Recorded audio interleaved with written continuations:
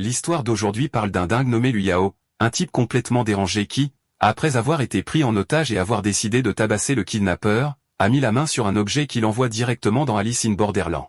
Là-bas, il est listé comme numéro 1 sur la liste des extrêmement mauvais, et maintenant il doit survivre à cette émission de télé-réalité du Dark Web. Cette nuit-là, la cible se détendait à l'hôpital 13. On leur a dit de sortir, sans faire d'histoire, et de laisser partir les otages. L'agresseur, très sérieux, a menacé de mettre fin à la vie du jeune homme si quelqu'un osait intervenir. Quand on lui a demandé s'il pouvait tirer proprement sans toucher l'otage, le tireur d'élite a répondu qu'il avait une mince chance. Le jeune homme a commencé à interpeller le kidnappeur, disant que son rythme cardiaque élevé donnait une meilleure chance au tireur d'élite, mais le kidnappeur lui a dit de se taire. Puis il s'est placé derrière le jeune homme pour se protéger du tireur d'élite, obligeant les autorités à passer au plan B. L'otage a suggéré que le type ferme les fenêtres et les portes et se cache, en surveillant l'équipe d'assaut.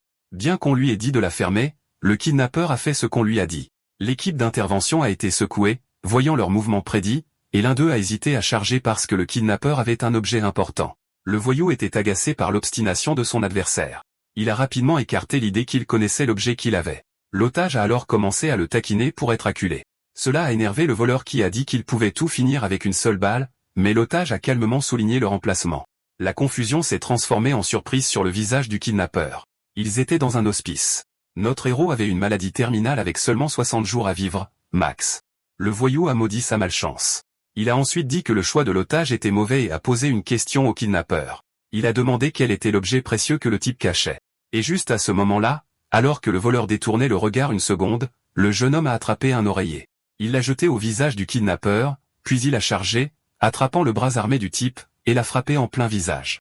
Le protagoniste a saisi le bras du type, l'a cassé sur son épaule, le laissant souffrant, puis l'a lancé en l'air, et l'a claqué au sol. Le voleur a traité le héros en pyjama de menteur, mais notre héros a confirmé que ses jours étaient comptés. Il a souligné comment le kidnappeur avait gaspillé 8 minutes de son temps précieux. Il a sorti l'objet mystérieux et a demandé si c'était la raison pour laquelle il était poursuivi. L'homme a essayé d'exiger qu'on le lui rende, mais le jeune homme l'a ouvert, espérant un corps sain. Puis quelque chose d'étrange a commencé à se produire. Le voleur a regardé avec incrédulité notre héros, Liu Yao, devenir un voyageur. Voyant cela, l'homme a paniqué, disant que Liu Yao avait causé sa propre perte. Liu Yao lui a donné un coup de pied au visage en disant qu'il était déjà un navire en train de couler.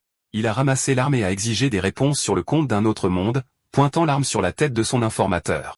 Sous pression, le type a tout déballé. Le monde a changé après la pluie de météores de 2050. Certaines personnes ont eu le pouvoir de voyager vers d'autres dimensions pour des épreuves, revenant sur Terre quand elles se terminaient.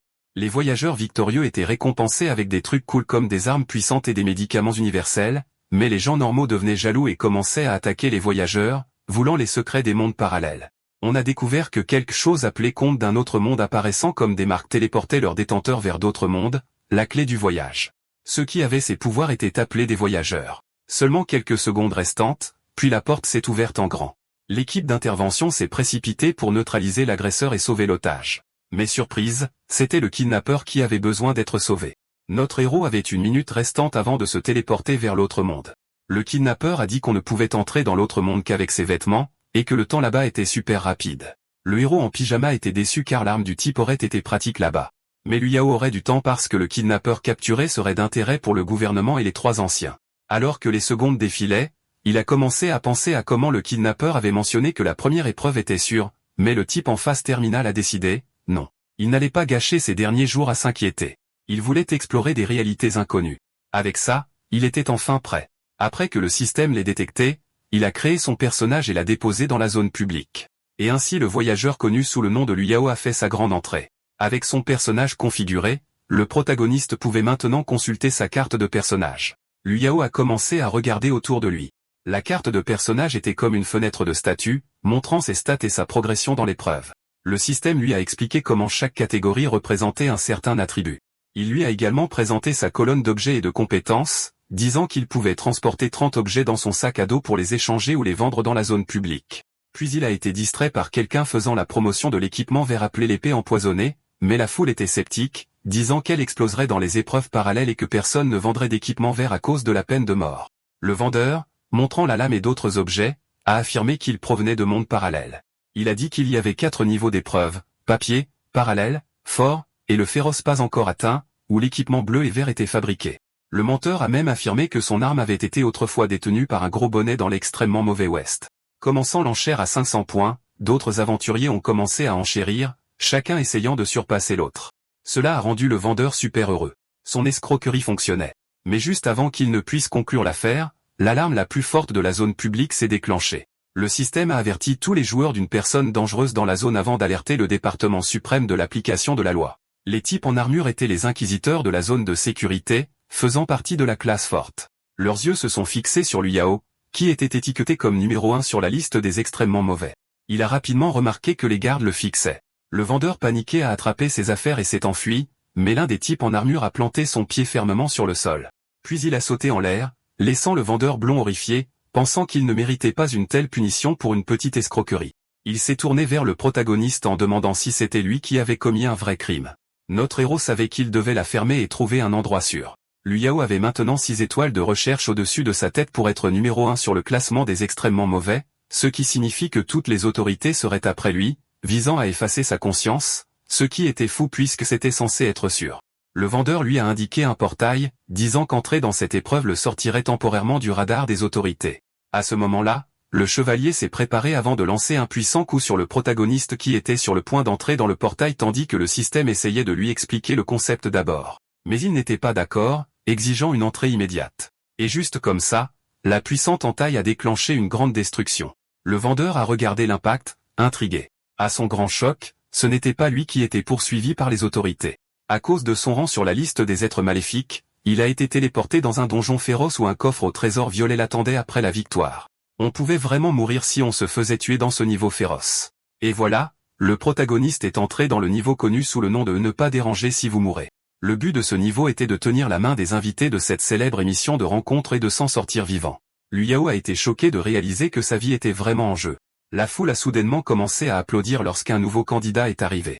Avec un micro à la main et des lumières sur lui, la silhouette dorée en sous-vêtements était le présentateur de l'émission. Présentateur. Le débutant était super confus, étant devenu en quelque sorte le premier voyageur à entrer dans un essai acharné. Il a ensuite été présenté aux spectateurs comme Liu Yao de la Terre, alors il a décidé de jouer le jeu, et la foule semblait l'adorer. La silhouette brillante est apparue, disant que le nouveau venu avait des surprises folles en réserve avant de crier les sponsors de l'émission. Liu Yao était tout oui, pensant que c'était une émission de rencontre. Il se souvenait d'avoir été un coureur de jupons sur Terre, mais ensuite, sa maladie l'a coupé de toute action avec les filles. L'animateur était super curieux de savoir comment ce type pouvait être au niveau du papier. Tout le monde était excité parce que c'était la première fois qu'un type de niveau papier rejoignait cette émission de rencontres intenses. Liu Yao a demandé au système de décortiquer toute cette histoire de niveau de force. Il a donc expliqué que la force avait des tonnes de rangs, le papier étant le plus faible, tandis que l'élite et le féroce étaient les meilleurs du jeu. Le type était secoué, réalisant que son premier défi était un donjon hardcore sans vie supplémentaire.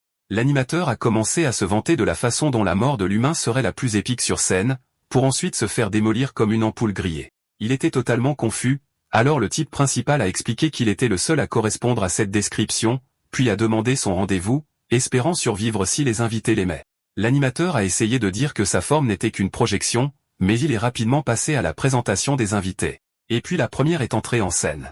Une femme avec une silhouette étonnante a fait son entrée sur scène. La créature s'appelait Mademoiselle Lèvres Douce Foulée. Elle semblait intéressée par notre héros, mais il était totalement dégoûté. L'animateur a dit que cette invitée vedette adorait qu'on lui parle de son apparence avant de la dévorer et de se nourrir de sa peur. Quand on lui a demandé ce qu'il pensait d'elle, le héros a rassemblé tout son courage et a complimenté ses yeux.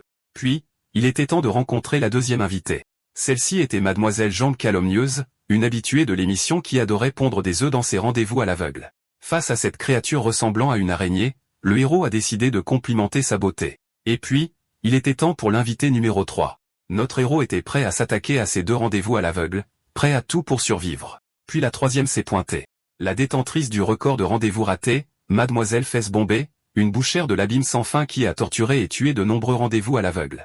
Alors qu'elle laissait échapper un rugissement féroce, l'animateur s'est tourné vers le jeune homme.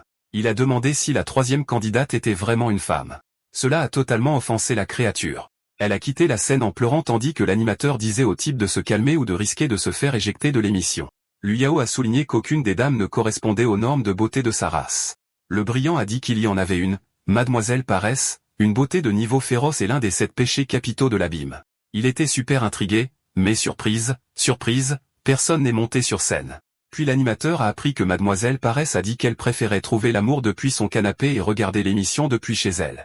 Le brillant a expliqué que le type devait passer une journée à l'extérieur avec chaque candidate. Avec tout en place, c'était l'heure du jeu. Pendant ce temps, le vendeur a essayé de convaincre le jury dans la salle d'audience publique qu'il n'était pas lié au type principal. Il a affirmé qu'il s'était enfui en pensant que les flics étaient après lui et qu'il aurait aidé s'il avait su ce qui se passait. Le juge a dit à Jindali que le tribunal l'avait déclaré innocent et libre de toute accusation. Le jeune homme était soulagé. Mais comme il fabriquait et vendait de faux équipements de haut niveau, il a été frappé de 200 points de mal et envoyé dans la ville extrêmement maléfique.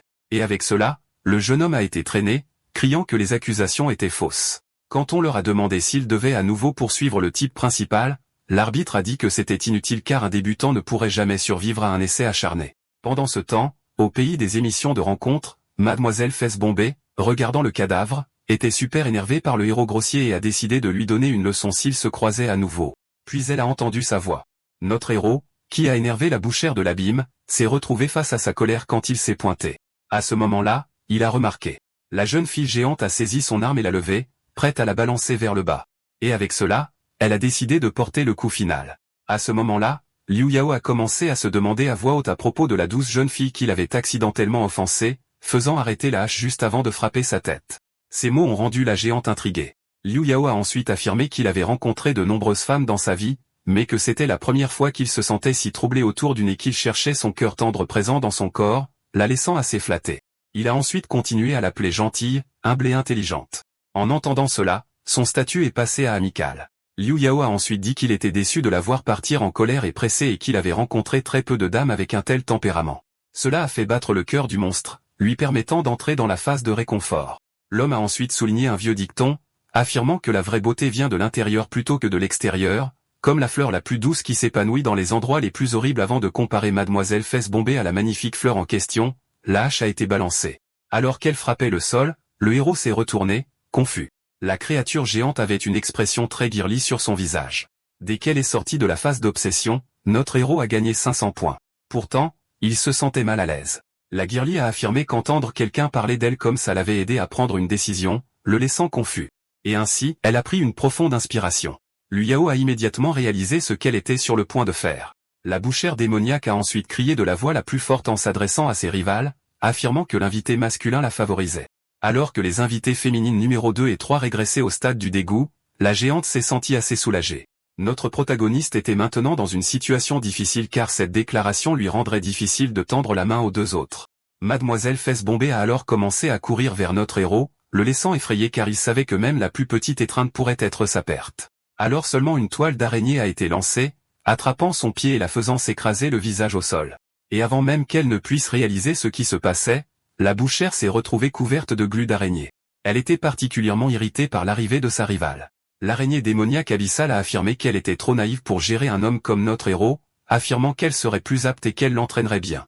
La bouchère piégée a essayé de se battre pour son homme, mais celui-ci l'a ignoré et a demandé au protagoniste s'il accepterait ses œufs. Voyant que cette combattante était maintenant dégoûtée, notre héros devait donner la meilleure réponse pour survivre, alors il a décidé de prendre les devants. Il a regardé la créature d'un air menaçant et l'a réprimandé d'oser lui parler ainsi, ce qui l'a laissé assez confuse. Liu Yao a souligné que l'araignée abyssale voulait seulement qu'il ait ses enfants et qu'elle ne le voyait que comme un donneur de vie sans âme. Et pourtant, alors qu'elle essayait de se défendre, l'homme s'en est pris à elle et a affirmé que c'était super gênant qu'elle veuille faire des bébés avec lui sans même parler de l'avenir d'abord. Sur ce, le statut du démon ainsi que celui de la mystérieuse dame sont passés à amicaux, le laissant assez intrigué. En voyant cela, les spectateurs ont été stupéfaits par sa douceur. Selon l'animateur, cette décision avait été soutenue par de nombreuses organisations pour l'égalité des sexes. Ce n'est qu'alors qu'il a appris que la 4e candidate, qui se détendait à la maison, s'était intéressée à un candidat pour la première fois et exigeait des informations sur notre protagoniste. Pendant ce temps, il s'interrogeait sur l'étrange message système qu'il avait reçu. Il s'est vite rendu compte qu'il y avait plus de 3 entités féminines impliquées dans l'émission. Ce n'est qu'alors qu'il a entendu son nom. Alors que la 3e invitée apparaissait juste derrière lui, il a commencé à réfléchir à la façon dont il devait garder sa position secrète. Avant que Mademoiselle Lèvres Rouges Douce ne puisse parler, elle a soudainement été giflée au visage, laissant ses rivales assez stupéfaites. Liu Yao lui a dit qu'elle devrait avoir plus confiance en elle et ne pas se fier au jugement des autres pour affirmer sa beauté. Cette décision inattendue a laissé la créature tranquillement intriguée. Cela a également époustouflé l'animateur qui a demandé au réalisateur de rejouer la scène.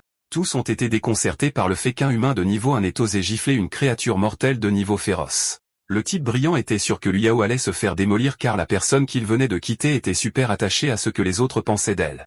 Mais coup de théâtre, celle qui a été giflée rougissait comme une tomate, l'air tout timide. Mademoiselle Lèvres Rouges Douce était choquée, comme « Que vient-il de se passer ?» Même si le beau garçon se détendait sans aucune crainte, son cœur faisait du chacha à cause de ses vibrations méga maléfiques.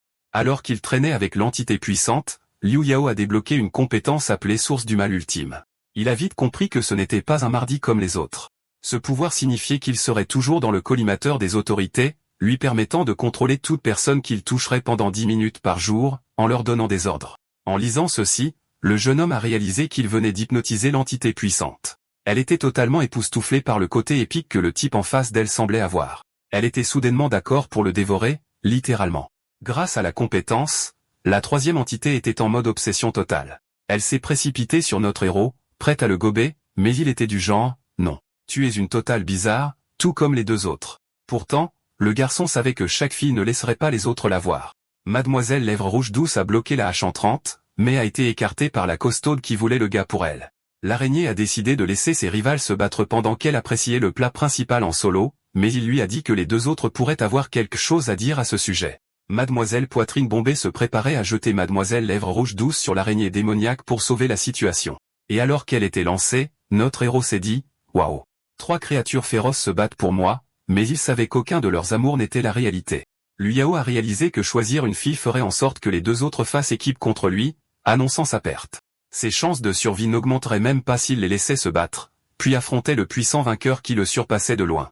À ce moment-là, la bagarre des filles a été interrompue par quelqu'un qui se plaignait de la difficulté de choisir. Liu Yao s'est dit, « Je ne suis pas du genre à mélanger violence et romance. » La première candidate voulait des réponses, tout comme la costaude. Alors le garçon a expliqué que se battre n'était pas la façon de gagner son cœur. Toutes les candidates ont commencé à s'inquiéter qu'il ne s'en aille, mais il était du genre, non. J'ai juste besoin de réfléchir avant de décider.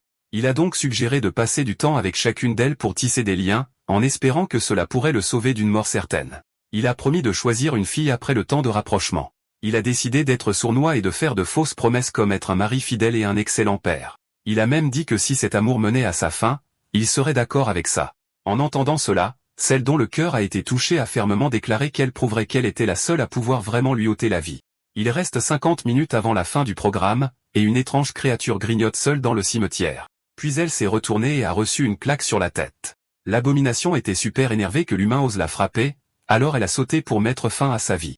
Mais il a appelé une entité féroce de nulle part pour se protéger du tyran, et juste comme ça, le monstre était dans une situation délicate. Il a commencé à pleurer, essayant de marchander et de se disputer, mais la dame a juste tendu la main dans son crâne, ne lui laissant d'autre choix que de lutter, de s'enfuir et de se retirer. Lèvres Rouges a ensuite donné au garçon un cadeau, qui s'est avéré être l'œil d'une goule, un objet bleu rare d'un monstre puissant. La dame voulait discuter de mariage et d'autres choses, alors le jeune homme était du genre, ouais. Nous avons beaucoup de choses à nous dire alors qu'il attrapait son épaule et la regardait dans les yeux. Juste comme ça, les mots de suggestion se sont déclenchés. La dame a dit qu'elle détestait qu'on la regarde comme ça car cela la rendait incapable de choisir la bonne façon de tuer, étant donné que sa vraie nature était entièrement axée sur l'instinct de tueur. Notre héros a commencé à délirer sur le côté épique de Lèvres Rouges, disant qu'il risquerait totalement tout pour elle. Puis il l'a laissé perplexe, disant que l'émission était comme un mur entre eux. Il a expliqué comment l'émission utilisait simplement son drame pour augmenter le nombre de vues, et qu'elle devrait totalement se rebeller. Avec la créature qui acquiesçait, son charme a fonctionné à merveille.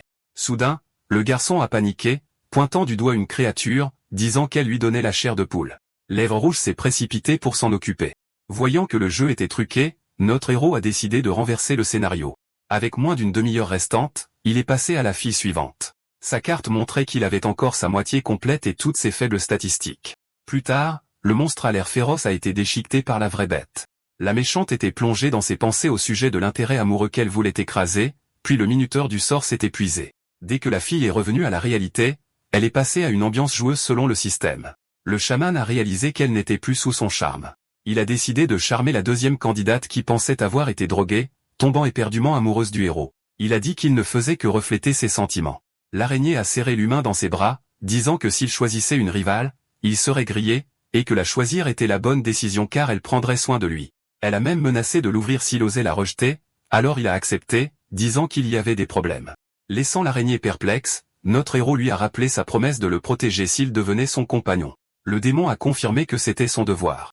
Il a affirmé que l'émission ne se souciait pas de son bonheur et était là pour l'attraper. Il a décidé d'utiliser son pouvoir pour dire que le jeu devait être abandonné. Alors une présence en colère s'est jetée sur lui, furieuse de ses tours. L'araignée était curieuse de la colère de Redley. Liu Yao a faussement affirmé qu'elle était là pour le tuer parce qu'il l'avait rejeté. Lèvres Rouges a chargé avec une intention meurtrière, mais un projectile est sorti de nulle part, l'obligeant à bloquer et à interrompre son attaque. Elle a reconnu le mouvement comme celui des araignées. Elle a été choquée de voir sa rivale défendre le manipulateur. Liu Yao lui a demandé de se calmer et de laisser tomber. Lèvres Rouges était furieuse que l'araignée lui bloque le chemin, alors elle a invoqué son arme pour les abattre, puis une tempête de fluide de toile a éclaté, gelant la personne en colère sur place. La rage l'a tellement consumée qu'elle a utilisé sa lame pour couper à travers les toiles et ses propres bras pour se libérer. Elle a chargé à travers les projectiles de l'araignée, tranchant même l'un de ses membres, mais la violette était abasourdie. Il lui a demandé si elle était toujours sérieuse. La personne enragée a exigé que le manipulateur soit livré. Le démon a dit qu'elle n'avait pas peur, et juste comme ça, les deux créatures féroces se sont affrontées. Avec 5 minutes restantes avant la fin de l'émission, pendant ce temps, notre héros regardait de loin, se sentant impuissant à intervenir. Alors quelqu'un l'a appelé. La troisième s'est enfin montrée. Miss Grosse Poitrine était ennuyée d'avoir attendu si longtemps seulement pour le trouver avec ses rivales. Elle a demandé s'il était un menteur. Avant qu'il ne puisse répondre, son bras a été tranché. Notre héros s'est retrouvé dos au cimetière avec 1/10 de sa santé, essayant d'arrêter le saignement. Les choses s'annonçaient mal pour notre héros car il avait perdu la majeure partie de sa santé et une grosse partie de ses SP. La bouchère a noté à quel point le jeune homme lui rappelait quelqu'un qu'elle connaissait avant de devenir un démon. Elle a dit qu'à l'époque, personne ne la remarquait à cause de son apparence. Jusqu'à ce qu'un jour, elle rencontre ce type qui était tout à fait intéressé par sa personnalité, la faisant se sentir à l'aise pour la première fois de sa vie.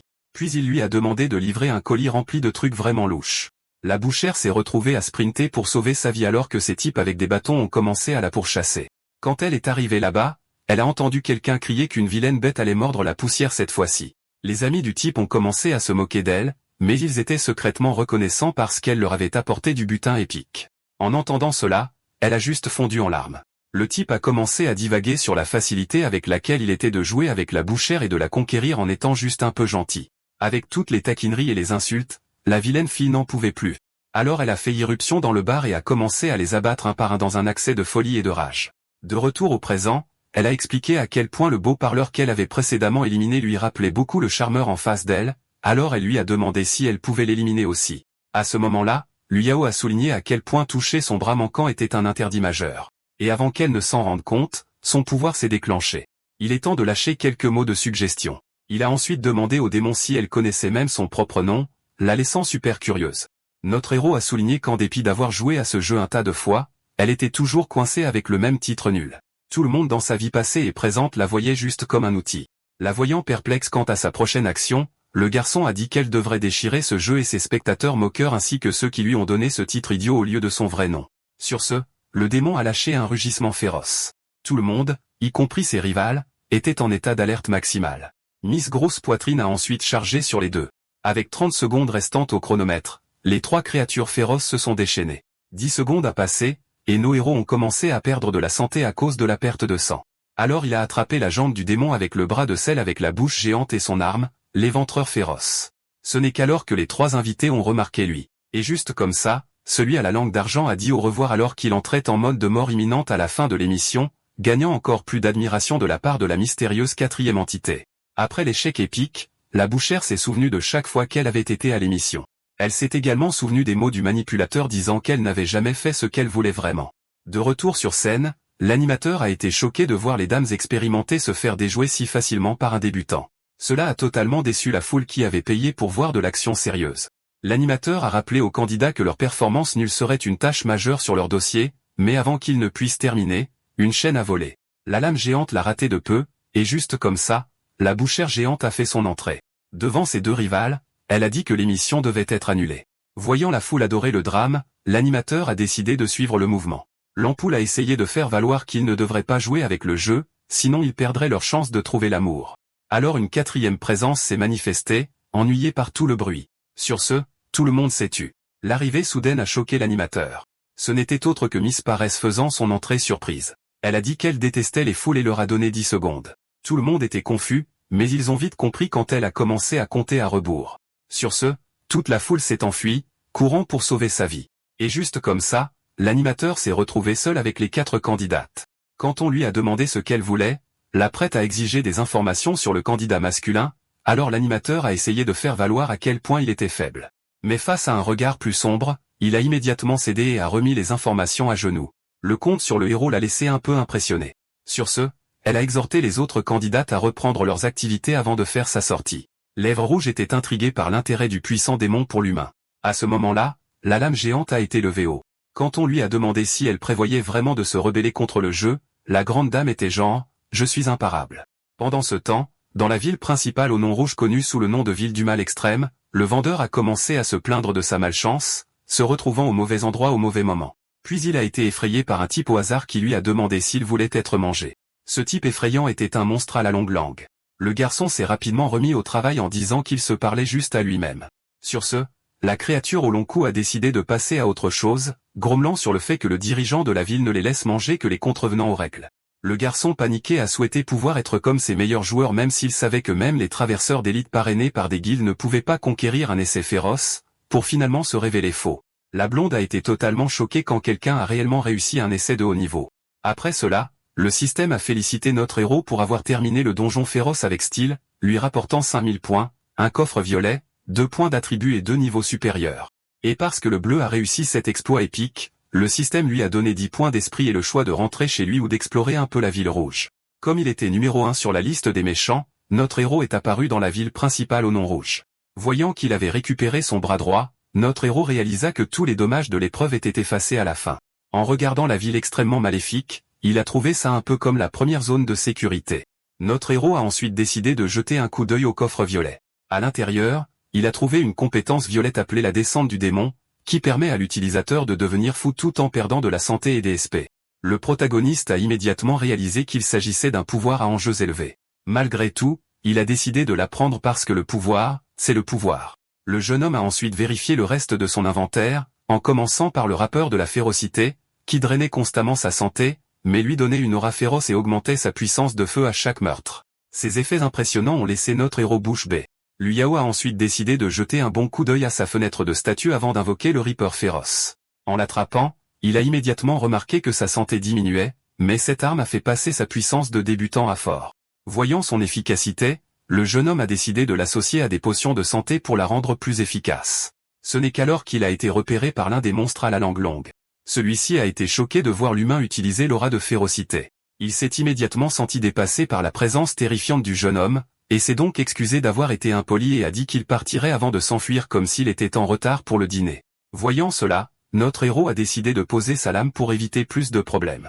Ce n'est qu'alors qu'il a été appelé par un autre voyageur qui a suggéré de faire équipe puisqu'ils étaient tous les deux là à cause de leur point de mal. Liu l'a immédiatement reconnu comme étant le vendeur d'avant. Voyant que l'homme était le protagoniste, l'escroc était super en colère, lui reprochant d'avoir été envoyé dans la ville au nom rouge. Notre héros s'est excusé en disant qu'il ne voulait pas et qu'il n'était qu'un débutant, mais le blond était sceptique car un débutant ne pourrait jamais déclencher une alarme 6 étoiles. Seulement pour qu'il insiste sur le fait qu'il était tout aussi ignorant que tout s'était passé si vite et a dit qu'il cherchait quelqu'un pour expliquer ce monde. Le vendeur a accepté de cracher le morceau. Il a ensuite expliqué comment ce monde avait 4 niveaux de zone, papier, moyen, fort et féroce, et les épreuves les téléportaient au hasard vers un endroit dans cette dimension. Les zones de sécurité offraient une protection complète aux voyageurs où ils pouvaient réapparaître après la mort sans conséquence. Les zones de papier avaient des monstres faibles et de faibles risques avec seulement une petite perte d'équipement à la mort. Les zones moyennes avaient des créatures plus fortes qui laissaient tomber des équipements coûteux de qualité vers en mourant, mais vous perdriez tout votre inventaire si vous y tombiez. Et les zones fortes avaient des monstres encore plus puissants qui laissaient tomber des équipements bleus inestimables, mais y mourir entraînerait de graves dommages mentaux, c'est pourquoi le blond a averti notre héros de choisir judicieusement ses épreuves. D'accord. Accrochez-vous car cette histoire est sur le point de prendre de l'ampleur. C'est parti. Alors ceux qui ont totalement écrasé les épreuves de niveau difficile, ouais, ils ont fait des sacrifices épiques pour clouer les bonnes stratégies. Liu a ensuite posé la question sur le niveau final. Le mec est devenu tout nerveux, expliquant comment les niveaux féroces étaient des zones où le filet de sécurité du système était totalement MIA. Et même s'ils avaient ces objets violets épiques, y mourir signifiait game over, genre, pour de vrai. De plus, ce sont des zones verrouillées. Aucune entrée de joueur autorisée. Le vendeur était genre, pas moyen, quand il a entendu quelqu'un battre réellement un donjon féroce. Le gars principal était tout oui super intrigué. On lui a dit de se détendre au sujet du dernier niveau puisque la ville au nom rouge était en plein dans une zone dangereuse. Ce qui signifie que perdre là-bas était un risque majeur comme la vie en jeu, genre d'affaires. Mais, ils pouvaient rebondir dans la zone de sécurité en se débarrassant de leurs points de mal grâce à des tâches. Ensuite, ils ont demandé au bleu son score. Le bleu a vérifié et était genre, oh, j'ai des tas de points. Il s'avère que ces super points de mal étaient hors des charts, comme infini. Le chaos était l'ambiance dans la ville super maléfique. Les humains envoyés là-bas étaient de bas niveau, mais ils pouvaient toujours se démener pour des tâches afin de s'en sortir. Puis un monstre devant notre héros était genre, tu veux entrer? Le garçon était genre, non. Je vais bien. Mais alors, bam, empalement de la main du monstre. La momie était genre, si tu t'approches de ma boutique, tu dois acheter quelque chose.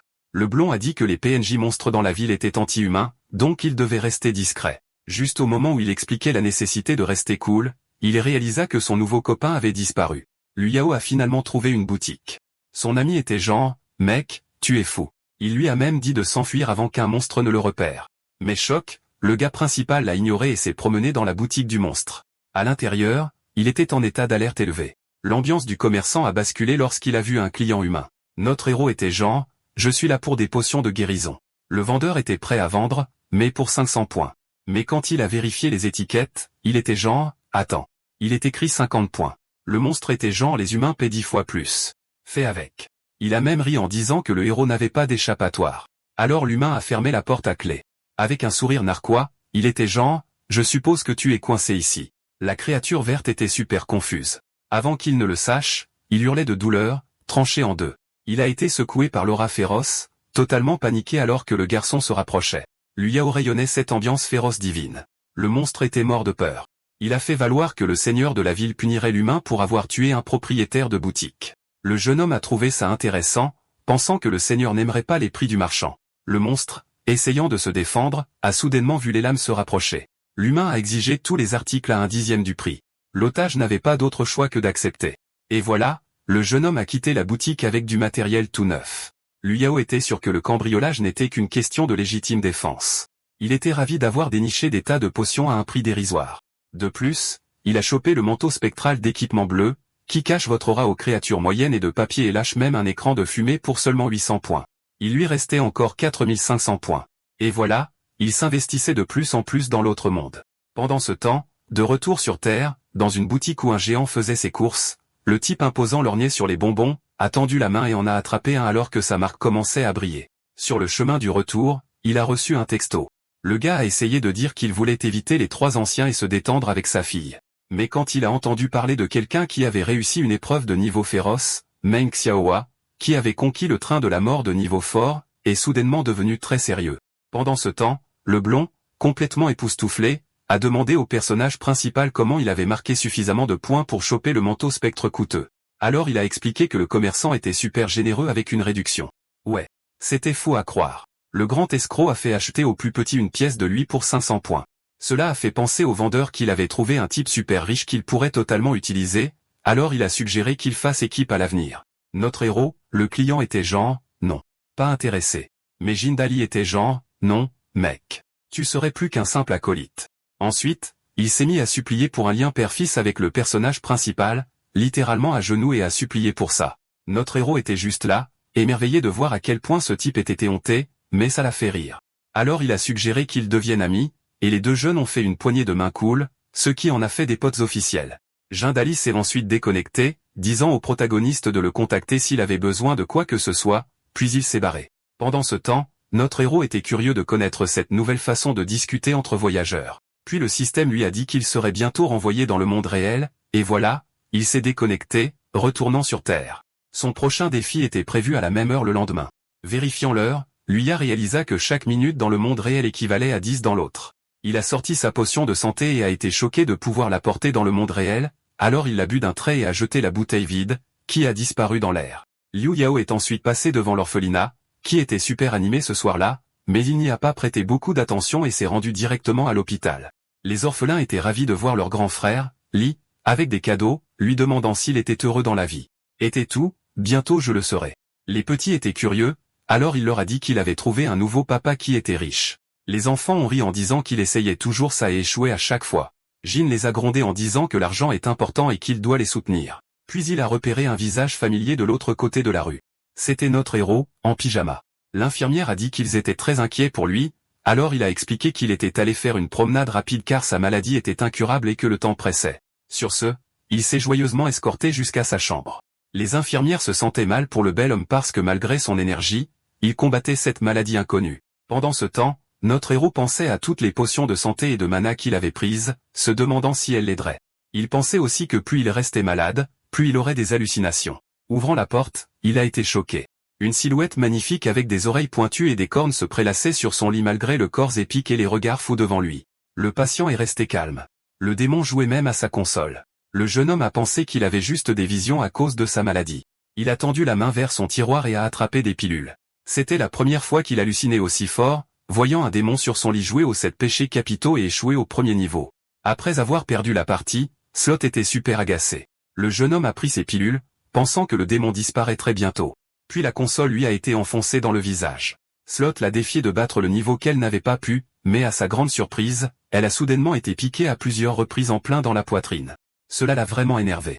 Le protagoniste pensait que ses hallucinations étaient si réelles qu'il pouvait les sentir. Le démon était super agacé par cette nouvelle source de chaos idiote et inconsciente. Juste au moment où il commençait à être curieux au sujet de ses cornes, un vent soudain a balayé l'hôpital, hurlant dans les couloirs. Les infirmières étaient inquiètes car tout est devenu sombre. Elle lui a donné 3 secondes pour arrêter d'être un creep, mais elle était tellement en colère qu'elle a sauté le compte à rebours. Avant qu'elle ne puisse attaquer, le jeune homme a imploré sa pitié, disant que tout était pour sa console, plaidant pour une chance de réparer ça. Un peu plus tard, les lumières se sont rallumées. L'infirmière est venue vérifier l'état du patient, qui lui a dit de se détendre dehors parce qu'il était dans son costume d'anniversaire. Boum. Et voilà, notre héros a totalement dominé Slot dans le jeu. Voyant son avatar avec un aspect fantomatique, elle a plaisanté en disant que le développeur du jeu devrait être de la nourriture pour serveur. Mais notre héros l'a taquiné, disant que son look dans le jeu était encore plus dingue. Il a expliqué qu'à part quelques-uns, les humains voient généralement l'inconnu comme effrayant, pas joli. Il a instantanément reconnu la 4e participante de l'émission, Mademoiselle Slot. Elle était émerveillée par ses nerfs d'acier, disant que c'est pourquoi il avait survécu à la source du mal contrairement aux autres, le laissant secouer, réalisant que tous les autres détenteurs de compétences étaient toujours en train de kicker. Slot a expliqué qu'il était encore dans la première étape, ce qui signifie pas encore d'escouade et qu'il devait faire des donjons mortels en solo. Elle a dit qu'elle avait fait irruption dans le monde réel pour l'avertir des essais imprudents, promettant qu'il se reverrait. Liao était curieux au sujet de la source du mal, pensant qu'elle était liée à sa maladie, et a demandé si tous ses semblables pouvaient sauter la réalité. Elle l'a rassuré en disant qu'elle était différente et qu'elle devait se barrer bientôt pour éviter certains gros bonnets. Elle a également dit qu'il en apprendrait davantage sur son pouvoir en cours de route avant de lui dire de rester en vie et de la laisser partir. Cela lui a fait comprendre qu'il devait continuer à avancer. Il s'est également demandé si la console avait été laissée derrière exprès. Le système a appelé ça un jeu où les propriétaires ont du mal à battre le boss final, qui pouvait les invoquer, le laissant agacer puisqu'il avait beaucoup aidé. Le texte détaillait les tâches de l'aventurier dans cette épreuve de niveau difficile que notre héros de niveau 3 a participé. Gagner obtiendrait un coffre bleu, mais réinitialiserait les compétences et perdrait des objets. Sur ce, le jeune homme était libre de profiter du jeu, activant le mode anonyme pour son premier multijoueur. Notre héros a atteint les portes, apportant son manuel d'employé à la place avant la fin du temps imparti. Et après un rapide coup d'œil au livre, il a ouvert la porte. Juste au moment où le temps limite atteignait 0, il s'est retrouvé parmi de nombreux autres voyageurs qui semblaient plus expérimentés et avaient un équipement plus cool. Il a ensuite fermé la porte derrière lui et a essayé de se frayer un chemin à travers les autres voyageurs. Voyant qu'il était de niveau 3, un joueur pensait qu'il allait perdre, mais un autre a dit que les débutants font généralement équipe avec des pros. Puis l'un des pros a fait irruption dans la pièce. C'était Jian-kun de niveau 10 de Laser Dragon, alias le Mati-Blade, qui a dit à son équipe de ne pas le ralentir. Quelqu'un l'a jugé pour avoir désactivé le mode anonyme, mais un autre a dit que c'était son droit en tant que membre puissant du Dragon Azer. Le Matt Blade a affirmé qu'il avait déjà réussi cette épreuve et a dit aux autres de l'écouter pour la victoire. Tout le monde a accepté de suivre son exemple, et il a parlé de la façon dont les joueurs moyens craignent ces donjons. Puis quelque chose a attiré son attention. Le joueur de niveau 10 a pointé du doigt le niveau 3. Notre héros était perplexe. Le grand a posé des questions sur son niveau. Voyant que les débutants étaient généralement dans des épreuves de niveau papier, il a expliqué que ce devait être de la malchance. Jun-kun a accepté de le laisser se joindre à lui, mais lui a dit de ne pas être un poids mort, juste au moment où notre héros pensait que cette mission serait un jeu d'enfant. Le meilleur atout de l'humain a été touché à la tête. Tout le monde était horrifié alors que les lunettes se brisaient tandis que leur puissant détenteur rencontrait sa fin. Puis le tireur a souhaité la bienvenue aux voyageurs au Yellow Spring Express, disant qu'il leur avait rendu service en éliminant le retardataire qui avait enfreint les règles avec son retard. Sur ce, le vieil homme a accueilli ses nouveaux ouvriers à bras ouverts. Tout le monde était stupéfait qu'un joueur de niveau 10 ait été éliminé en un seul coup. Le vieil homme les a rassurés en disant que les employés ne pouvaient pas se rebeller contre le directeur selon le manuel, qu'ils pouvaient consulter à tout moment. Cela a fait comprendre à notre héros que l'autorité du directeur était absolue, ce qui signifie qu'il pouvait facilement éliminer n'importe quel joueur. Le directeur a ensuite dit à son équipe qu'ils avaient 3 livraisons à effectuer, les bleus étant faciles et les rouges difficiles. Il a dit qu'il n'avait besoin de réussir que 3 livraisons pour réussir cette épreuve. Et juste comme ça, la quête principale a commencé. L'un des joueurs, Emily, a pris une commande rouge en pensant que ce serait un jeu d'enfant. Mais surprise, il lui a demandé de gifler un boss de niveau fort appelé loup démon de l'ombre. Tout le monde a ri quand il a refusé de faire la tâche ridicule, mais il a été choqué quand il a été soudainement abattu. La magie a clairement indiqué qu'il ne pouvait pas renoncer aux livraisons et qu'il devait simplement l'accepter. Le directeur a ensuite expliqué à quel point il détestait ceux qui enfreignaient les règles. Il a promis de ne pas leur faire de mal s'ils faisaient bien leur travail avant de commencer le jeu et de mentionner un délai. Les joueurs étaient paniqués par les feuilles rouges car c'était des missions impossibles, mais soudain, quelqu'un a dit qu'il en avait une facile. Le joueur qui a jeté une feuille bleue était Tasco, livrant le dîner à la chambre 306. Maintenant, avec le colis en main, il a décidé d'y aller en premier, se précipitant vers les sorties. Les autres joueurs ont commencé à se regarder car cette personne a quitté la pièce avec précaution, voyant que les règles disaient seulement qu'il fallait terminer une mission que vous aviez acceptée, ce qui signifiait que les joueurs pouvaient voler les tâches des autres. À ce moment-là, le fan de Chun-Li a exigé de voir le carnet de notre héros. Liu Yao a immédiatement réalisé que c'était l'un de ces moments où l'on s'en prenait aux débutants. Un gars a dit qu'il n'avait rien à perdre en tant que débutant, tandis qu'un autre a suggéré de faire du commerce. Cela a vraiment intéressé le protagoniste. À l'époque, lorsqu'il traînait avec Slot, il lui a demandé s'il était possible de partager des points de mal pour participer à des épreuves plus faciles. Elle a confirmé en disant que cela rendrait également les épreuves plus difficiles pour ceux avec qui il partageait, et qu'il ferait face à des défis plus difficiles en tant que source du mal. Elle était également étonnée de voir à quel point il était impassible face à cette réalité injuste. De retour au présent, il a accepté de faire du commerce avec les autres. Ouvrant son carnet pour révéler une feuille rouge, les chasseurs déçus ont été déconcertés par le papier. Notre héros a alors commencé à feuilleter son carnet, les laissant encore plus perplexes car il avait des tonnes de commandes. Et en montrant la dernière page, il a répété qu'il était ouvert au commerce. Tout le monde était stupéfait car il avait un carnet complètement rouge. Alors, quand il a demandé à nouveau si quelqu'un voulait échanger des commandes, les 3 joueurs ont reculé en disant qu'ils ne voulaient plus. Tout le monde a commencé à s'éloigner du héros, craignant sa malchance. Malgré tout, cette solitude ne le dérangeait pas. À ce moment-là, on a entendu un applaudissement. Le directeur l'a félicité d'être le premier à avoir 3 commandes rouges, mais a dit que c'était de la malchance car il était encore trop faible. Liu Yao a décidé de poser une question à celui qui s'amusait. Le directeur est resté ferme, mais a accepté de donner une réponse et pas une de plus. Le jeune homme a souligné que le vieil homme essayait indirectement d'inciter les joueurs à choisir des commandes faciles et à laisser de côté les commandes difficiles, ce qui signifie qu'il avait quelque chose à perdre si un joueur réussissait à effectuer 3 commandes rouges à la fois. Cela l'a laissé assez intrigué car il a été expliqué que la réalisation de 3 missions difficiles le mettrait dans une situation difficile, c'est pourquoi il était heureux de les voir entre les mains d'un faible. Le vieil homme était impressionné car celui-ci avait le bon mélange de talent et d'ego. Il a donc confirmé que plus la tâche est difficile, meilleure est la récompense et a demandé au héros s'il avait d'autres questions, mais celui-ci a refusé, disant qu'il ne voulait pas finir comme ça. Comme l'a dit le directeur, il ne répondrait qu'à une seule question. Cela l'a laissé intéressé car son plan avait été découvert. Malgré tout, il n'a pas été surpris par celui qui a survécu à l'émission de rencontre de niveau féroce. En sortant, une voix s'est soudainement fait entendre, illuminée par une tête chauve déclarant qu'elle avait 3 papiers bleus et exigeant de faire du commerce. Le géant a dit qu'il était hors de question que le héros survive à 3 ordres rouges, et il était prêt à les arracher pour assurer sa propre sécurité. Notre héros était instantanément en état d'alerte. Il s'est avéré qu'il était un guerrier secret de niveau 15, Meng Xiaohua. Il connaissait ce nom, une légende absolue pour avoir réussi des épreuves difficiles. Le blond en avait déjà parlé. Le grand a remarqué que le jeune le connaissait et lui a demandé ce qu'il allait faire. Liu Yao a sorti son carnet, donnant l'impression qu'il allait jouer le jeu. Mais surprise, il a déchiré le papier rouge, prenant la mission lui-même. Le jeune a commencé à s'éloigner, disant que c'était un accident total, mais il a ensuite été rappelé pour qu'il reste immobile. Meng Xiaohua était furieux, chargeant sur le gars qui avait osé se moquer de lui, prêt à lui donner une leçon. Mais ensuite, le jeune a invoqué sa lame, laissant Meng Xiaohua totalement confus. Liu Yao a demandé au grand ce qu'il voulait lui enseigner.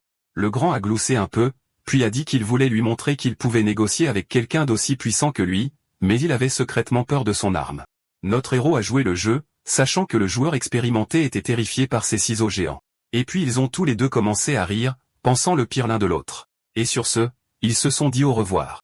Le guerrier de niveau 15 a décidé de trouver un autre détenteur de papier rouge pour une plus grande récompense. Mais d'abord, il devait gérer les nuisances autour de lui. Il affirmait que même si l'épreuve était difficile, les joueurs étaient audacieux de s'approcher de lui. L'un d'eux a dit que la volonté des trois anciens était absolue, et qu'abattre le guerrier de niveau 15 dans l'épreuve serait encore mieux, en lui fonçant dessus, pour se faire attraper par le visage. Au grand étonnement de tous, Meng Xiaohua, qui avait un chasseur dans les airs, a souligné les faiblesses de son adversaire avant de finalement lâcher le crâne du type de son emprise broyante. Et alors que le type commençait à disparaître, quelqu'un a fait remarquer qu'il avait le pouvoir du dominateur musculaire. Le grand type l'a confirmé, chargeant son adversaire d'en haut pour lui arracher ses ordres rouges. Pendant ce temps, Liu Yao était à l'école en train de livrer une poupée perdue à la folle forte, ce qui lui faisait penser qu'il devait livrer un objet manquant. La description de la poupée était super louche. Notre héros a souligné le manque de professionnalisme de Yellow Spring, car la poupée n'était dans aucun emballage et avait une description médiocre. Quand il est arrivé à l'adresse, il s'est demandé si c'était la maison de la folle. Il a sonné à la porte, disant qu'il était là pour livrer quelque chose à la folle. Liu Yao a ensuite attendu tranquillement une réponse, pour être accueilli par un cri terrifiant qui l'a complètement secoué. Pendant ce temps, ailleurs, un chasseur était censé livrer de la nourriture et a été remercié pour ses services, mais il était confus, étant ligoté alors qu'il avait terminé la tâche. Le loup déguisé en mouton a dit que la quantité qu'il avait apportée n'était pas suffisante, et qu'ajouter sa chair au repas le compléterait vraiment. Au même moment, une autre chasseuse devait livrer des cloches de temple au temple de Shangsheng et a été remerciée par le moine, mais les nombreuses armes pointées sur elle l'ont rendue très curieuse de cette forme de remerciement. Pendant ce temps, le jeune homme buvait une potion tout en courant pour sauver sa vie de la folle, incapable de contacter le monde extérieur. Elle était déterminée à le faire tomber. Puis il a repéré une porte devant lui et s'est rapidement approché pour l'ouvrir. Et juste avant de se faire poignarder dans le dos, il a réussi à claquer la porte derrière lui. La femme a crié après Xiao Xiao. La voyant frapper à la porte comme une folle, il s'est rendu compte qu'il avait besoin d'un plan pour se sauver quand elle céderait. Le jeune homme était surpris. La pièce dans laquelle il est entré était différente du reste de la maison effrayante. La porte cédait lentement. Il a ensuite repéré 8 dessins d'enfants. Il semblait être un cadeau d'une fille à une mère. Il s'est retourné et a vu un calendrier sur les jours de disparition de la petite fille. En feuilletant les pages, il s'est rendu compte que la petite avait disparu depuis des lustres. Et juste au moment où il atteignait un certain mois, quelque chose de jaune est apparu. Puis il est tombé du calendrier. C'était une carte de visite disant que Yellow Spring Express pouvait vous connecter avec tout ce que vous vouliez. Notre héros a trouvé ça hilarant, pensant que c'était totalement faux. Juste à ce moment-là, un couteau a tranché la porte. Lui s'est rendu compte qu'il devait la calmer pour lui remettre correctement la poupée, alors il a jeté un coup d'œil à l'intérieur de la garde-robe. Avec ça, il a décidé d'essayer quelque chose de fou. À ce moment-là, la mère a fait irruption dans la pièce, mais sa rage a disparu quand elle a vu ce qui était devant elle. Le type maléfique s'était transformé en Fanbois, faisant semblant d'être la fille de la folle. La femme a instantanément pensé que c'était sa fille adulte et s'est précipitée pour embrasser son enfant, espérant qu'elle était encore en vie. Malgré cela, le fou a dit que ce n'était pas vrai alors qu'il prenait doucement le couteau de sa main et se poignardait dans le ventre, la laissant incrédule. Avant que tout ne commence, une silhouette s'est approchée de la petite fille. Elle s'est retournée et était totalement paniquée. Quelques secondes plus tard, du sang a recouvert l'herbe et la poupée. Plus tard ce jour-là, lorsque la mère est venue chercher son enfant, elle a été horrifiée, ne trouvant qu'une mare de sang. Maintenant dans les bras de la mère dévastée, notre héros a utilisé ces mots pour la ramener à la raison. À l'époque, la dame a été accueillie à Yellow Spring Express. Le gérant a dit qu'il pouvait livrer tout ce que son cœur désirait, alors la femme a demandé s'il avait vu sa fille lui donner une photo et une description. À son grand étonnement, l'homme a dit qu'il l'avait repérée, alors elle l'a supplié de lui donner plus d'informations. L'homme a dit qu'elle devait payer un prix pour ses services de livraison. La femme s'est immédiatement mise à genoux, suppliant pour le retour de sa fille. Avec ça, l'entité a activé ses pouvoirs en disant que la dame devrait devenir folle pour récupérer sa fille bientôt, disant qu'elle avait un grand potentiel pour leur entreprise. De retour à maintenant, la femme misérable suppliait à nouveau. Liu Yao était choqué de la voir résister à ses pouvoirs de charme. La femme a dit que sa fille avait disparu quand elle s'était réveillée, alors elle préférait rester endormie. Notre héros s'est senti mal pour son triste état, et juste au moment où il était perdu dans son chagrin, la mère a été appelée. Au début, elle pensait que c'était sa fille, mais à l'intérieur, c'était un homme adulte qui faisait semblant, la laissant super agacée. Liu Yao l'a félicité de s'être sortie de la folie, disant qu'elle niait s'être réveillée il y a longtemps. Cela l'a laissée totalement confuse. Liu Yao a expliqué comment son gérant l'avait envoyé pour lui donner la poupée, lui demandant de réfléchir à ce que cela signifiait. L'homme a ensuite souligné qu'elle pouvait soit rester dans le déni, soit compter sur les autres avant de lui demander de prendre la poupée et de laisser un avis 5 étoiles. Et juste comme ça, notre héros a réussi sa première livraison rouge, doublant ses récompenses finales. Et avec ça, il a décidé de prendre la sortie. C'est alors seulement qu'il a été arrêté par la mère qui lui demandait si sa fille avait vraiment quitté ce monde, alors il a dit qu'elle devrait le constater par elle-même. Peu de temps après, les rideaux se sont enfin ouverts. La mère était déterminée à aller trouver son enfant. À ce moment précis, la silhouette de la folle s'est brisée. En la ramassant, le gérant s'est senti déçu car c'était une histoire plutôt intéressante. Alors il a décidé de passer à la scène suivante, demandant à Cao Cao si elle était d'accord. La créature a répondu par un son effrayant. Peu de temps après, dans le centre de remise en forme Yellow Spring, un type rondouillard était ravi d'obtenir enfin son médicament pour perdre du poids. Mais quand il a ouvert le paquet, tout ce qu'il a vu, c'est un repas savoureux. Et juste comme ça, le gymnaste s'est retrouvé submergé par la faim et rendu fou par son propre appétit. Il a plongé la tête la première dans le paquet, se relevant avec un estomac grondant. La créature, toujours affamée, a repéré un livreur. Celui-ci s'est enfui aussi vite qu'il le pouvait, mais le marcheur de la faim de haut niveau l'a attrapé pour en faire son prochain repas. Pendant ce temps, dans le jardin isolé, le cosplayer de Chun-Li était horrifié. La mariée au visage de Jade de haut niveau, qui avait éliminé 3 joueurs, l'a rassuré, disant qu'elle voulait juste poser une question, affirmant qu'elle voulait en savoir plus sur la lettre d'amour. Pourtant, dès que le type a dit qu'il n'en avait aucune idée, la dame l'a traité d'inutile, puis l'a maudit d'une mort si effrayante qu'elle pourrait faire sursauter un fantôme. Cela a laissé les livreurs avec de mauvaises critiques qui tombaient comme des mouches. Meng Xiaohua était secoué de voir à quel point les tâches faciles étaient difficiles, ce qui lui faisait penser qu'il marquerait plus de points en faisant les choses difficiles, mais il n'en a attrapé qu'une seule. L'œuf musculaire devait livrer de l'amour au roi de l'abîme, ce qu'il pensait être une blague. C'est alors qu'il a entendu un bruissement dans les buissons.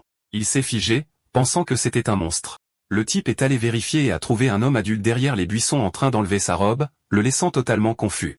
C'est alors que le jeune homme a réalisé qu'il avait été repéré. Il a laissé le chauve stupéfait de voir à quel point il était cool à ce sujet. Meng a remarqué l'insigne d'employé exceptionnel au-dessus de la tête du jeune homme, ce qui signifie qu'il a réussi une commande difficile. Liu Yao a dit que sa tâche était un concours de cosplay avec le client, qu'il a gagné les doigts dans le nez. Il a offert la robe à l'homme adulte pour qu'il l'essaie, mais il a dit non. Ça va. Le niveau 15 a commencé à penser que le bleu qui avait terminé un ordre rouge et qui avait une super arme devait avoir terminé une épreuve difficile, alors il a suggéré de faire équipe pour s'attaquer au reste des tâches. Meng a expliqué que les monstres avec de mauvaises critiques s'en prennent aux autres joueurs, donc faire équipe était intelligent. Il a même montré sa feuille rouge au héros comme une offrande de paix et a été surpris par la réaction du héros. Liu Yao a décidé de montrer son propre papier. Il s'avère qu'ils devaient tous les deux livrer au roi des abysses. Leur conversation a été interrompue par un cri soudain alors que le marcheur de la faim se rapprochait. Voyant cela, Meng a suggéré qu'il s'occupe du monstre pendant que le héros du niveau du papier effectue la livraison. Mais à sa surprise, le héros n'était pas d'accord avec ce plan. Liu Yao a dit qu'il y avait un moyen pour les deux de s'échapper sans rien perdre. Le chauve était agacé par le nombre de PNJ surpuissants dans cette épreuve. Et encore plus ennuyé, il ne pouvait pas montrer son arme secrète devant le héros. Meng a rappelé à Liu Yao qu'il pouvait se retirer en premier s'il le voulait, car il avait sa propre façon de vaincre le monstre, mais Liu Yao était prêt. Ce que Baldi a vu ensuite l'a époustouflé. C'est alors que la bête a capté leur odeur, et où elle pensait trouver son prochain repas. Il a trouvé une créature effrayante debout au-dessus d'un chasseur vaincu. La créature effrayante a alors repéré la masse et a pensé qu'elle voulait voler sa nourriture. Le monstre paniqué a dit que ce n'était pas le cas et a dit qu'il partait dès que possible. Juste comme ça, la créature de niveau élevé s'est enfuie. En réalité, notre héros a utilisé son manteau de spectre pour tromper la créature et paraître tout puissant. Avec la masse partie, Meng était libre de se déplacer. Le chauve a décidé de se lier d'amitié avec le jeune homme, voyant à quel point il serait effrayant en tant qu'ennemi, alors Liu Yao a accepté. Il a ensuite été perplexe lorsqu'on lui a demandé des objets de guérison. Quelque temps plus tard, Meng a expliqué à Liu Yao comment les ordres bleus, bien que censés être faciles, étaient en fait super difficiles et recevaient toujours de mauvaises critiques, disant qu'il avait déjà fait cette épreuve avec des amis et qu'il avait à peine échappé à un chaos monstrueux. Le héros a instantanément réalisé que les ordres rouges étaient la clé d'un score parfait. Et maintenant, avec son nouveau coéquipier, il était prêt à accélérer les tâches. Pendant ce temps, 3 joueurs couraient, confus car même après avoir terminé la tâche, ils étaient poursuivis par leur client, le démon fouisseur de haut niveau qui est devenu fou. Cela leur a fait penser que le problème venait du colis, qui s'est avéré être un pesticide. C'est alors qu'ils ont aperçu quelqu'un devant. Au début, ils voulaient courir vers lui, espérant qu'il deviendrait la nouvelle cible du monstre, mais à leur choc, ils couraient vers eux. L'homme s'est alors précipité entre eux, criant à l'aide. Peu de temps après, une ombre effrayante avec des ciseaux géants est apparue devant les chasseurs, alors ils ont plongé dans les buissons pour se cacher. Le mille-pattes géant menaçant qui a vu l'ombre a fait la même chose. Et alors que le danger passait en trombe, les chasseurs et les chassés ont été totalement soulagés. Ceci étant dit, la course folle a recommencé. Meng était époustouflé de voir comment les monstres fuyaient son ami et a demandé si sa tenue criait en mode patron. Liu Yao a avalé sa potion de santé et a dit que c'était juste son charme naturel, ce qui a fait se demander à l'œuf s'il était même humain. Pendant ce temps, au temple de la vie éternelle, la cloche a été livrée, permettant aux joueurs d'écraser la tache rouge. La dame a été choquée de voir à quel point les rouges étaient difficiles, lui demandant beaucoup d'efforts pour terminer. Mais quand elle a vu que cela lui avait valu une promotion, elle s'est dit, c'est peut-être la voie à suivre. Ensuite, Jiao Peng a reçu un appel de la guilde des trois anciens pour un travail agréable qu'ils avaient. Les trois bizarres n'ont pas été choqués que la joueuse ait réussi une tâche rouge en solo. Jiao Peng a posé des questions sur le travail et le butin, alors la fille a dit qu'elle obtiendrait un objet bleu pour avoir abattu le géant chauve, la laissant curieuse à propos de ce conflit avec Meng Xiaohua. La guilde a alors décidé d'adoucir l'accord, la laissant encore plus curieuse. Ils ont promis 2 objets bleus pour avoir trouvé le féroce conquérant de l'épreuve, mais Zhou Peng a refusé en disant qu'elle ne faisait que des concerts d'assassinat. Le bizarre pensait que le fort épargnerait l'œuf puisqu'ils étaient de vieux copains. Elle a confirmé en disant qu'il était un vieil ami avec qui elle s'était battue et qu'elle lui devait beaucoup. Alors elle a demandé à la guilde des 3 anciens d'augmenter son salaire. Peu de temps après, nos héros se sont pointés à l'endroit de la livraison. Juste au moment où l'œuf commençait à s'interroger sur le client, ils ont été appelés par une voix provenant de l'arbre. La créature les a dénoncés pour avoir empiété sur son territoire en les regardant d'en haut. Liu Yao a été secoué quand il a vu le monstre sauter de sa cachette et atterrir juste devant eux. Le roi des abysses a dit qu'il détestait les humains. Meng a expliqué qu'ils étaient juste là pour livrer ce qu'ils voulaient, et il a donc demandé s'ils avaient sa partie manquante, laissant le géant chauve totalement confus. Le monstre a expliqué comment son œil avait été arraché par un humain sournois pendant qu'il déjeunait. Et comme il était gardé par une bête de niveau féroce, il n'a pas osé le poursuivre. Les humains ont trouvé cela difficile à avaler, disant qu'un monstre de niveau féroce n'avait aucune raison de protéger un humain, mais le roi des abysses les a ignorés et a dit qu'il exigeait que son œil lui soit rendu par Yellow Spring Express. Alors il a dit aux voyageurs soit de cracher son œil, soit de faire face à sa colère, puis la fête a été interrompue. Jiao Peng a salué son vieil ami tout de suite. Lorsqu'on lui a posé des questions sur leur lien, Meng a dit qu'elle était une alliée qui vendrait son âme pour de l'argent. La fille a pris cela comme un compliment et a même demandé à son ami de la laisser l'éliminer car les anciens avaient mis une grosse prime sur sa tête. À ce moment-là, notre héros a essayé de parler, offrant un accord généreux pour les laisser se battre car il n'était qu'un bleu. Zhu Peng a dit qu'elle était également chargée d'éliminer l'équipe de l'homme et a souligné que le protagoniste lui semblait plutôt chevronné. Sur ce, Liu Yao a décidé de sortir le plan B, disant qu'il s'occuperait des intrus avec le roi des abysses, laissant le monstre perplexe et la fille aussi. Le roi des abysses était curieux puisque celui qui portait un capuchon était censé être avec les humains. À ce moment-là, il s'est révélé et a dit au monstre qu'ils étaient tous des amis. La bête était totalement déconcertée se souvenant comment les humains avaient commencé, arrachant son œil et se cachant derrière une entité puissante. Après l'avoir rencontré à nouveau, le monstre a explosé de rage et s'est précipité sur lui. La guilde des 3 anciens pensait que le jeune homme était fou de plonger dans la gueule du loup. Liu Yao a alors souligné que le monstre n'avait pas changé. C'est alors que le roi des abysses a remarqué que sa cible était étrangement détendue. Il a demandé pourquoi il avait arrêté l'attaque, faisant croire à la créature qu'il essayait de le provoquer. Comme la femme de niveau féroce rôdait dans les environs, il a décidé de se lier d'amitié avec celui qui lui avait pris son œil. Tout le monde était totalement secoué par le rebondissement sauvage de l'intrigue. Liu Yao a demandé au monstre de l'aider à vaincre l'ennemi, mais la créature était genre, non. On est en infériorité numérique, mec. Alors notre héros a décidé de lui montrer quelque chose d'épique. Le roi des abysses était ravi de revoir son œil puisque le héros l'avait promis en récompense de son aide. Liu Yao a dit qu'il le donnerait à l'entité de haut niveau s'il osait refuser et même lui demander un autre œil. Et sur ce, le monstre était prêt à aider une fois qu'il aurait récupéré la partie manquante de son corps. Boum.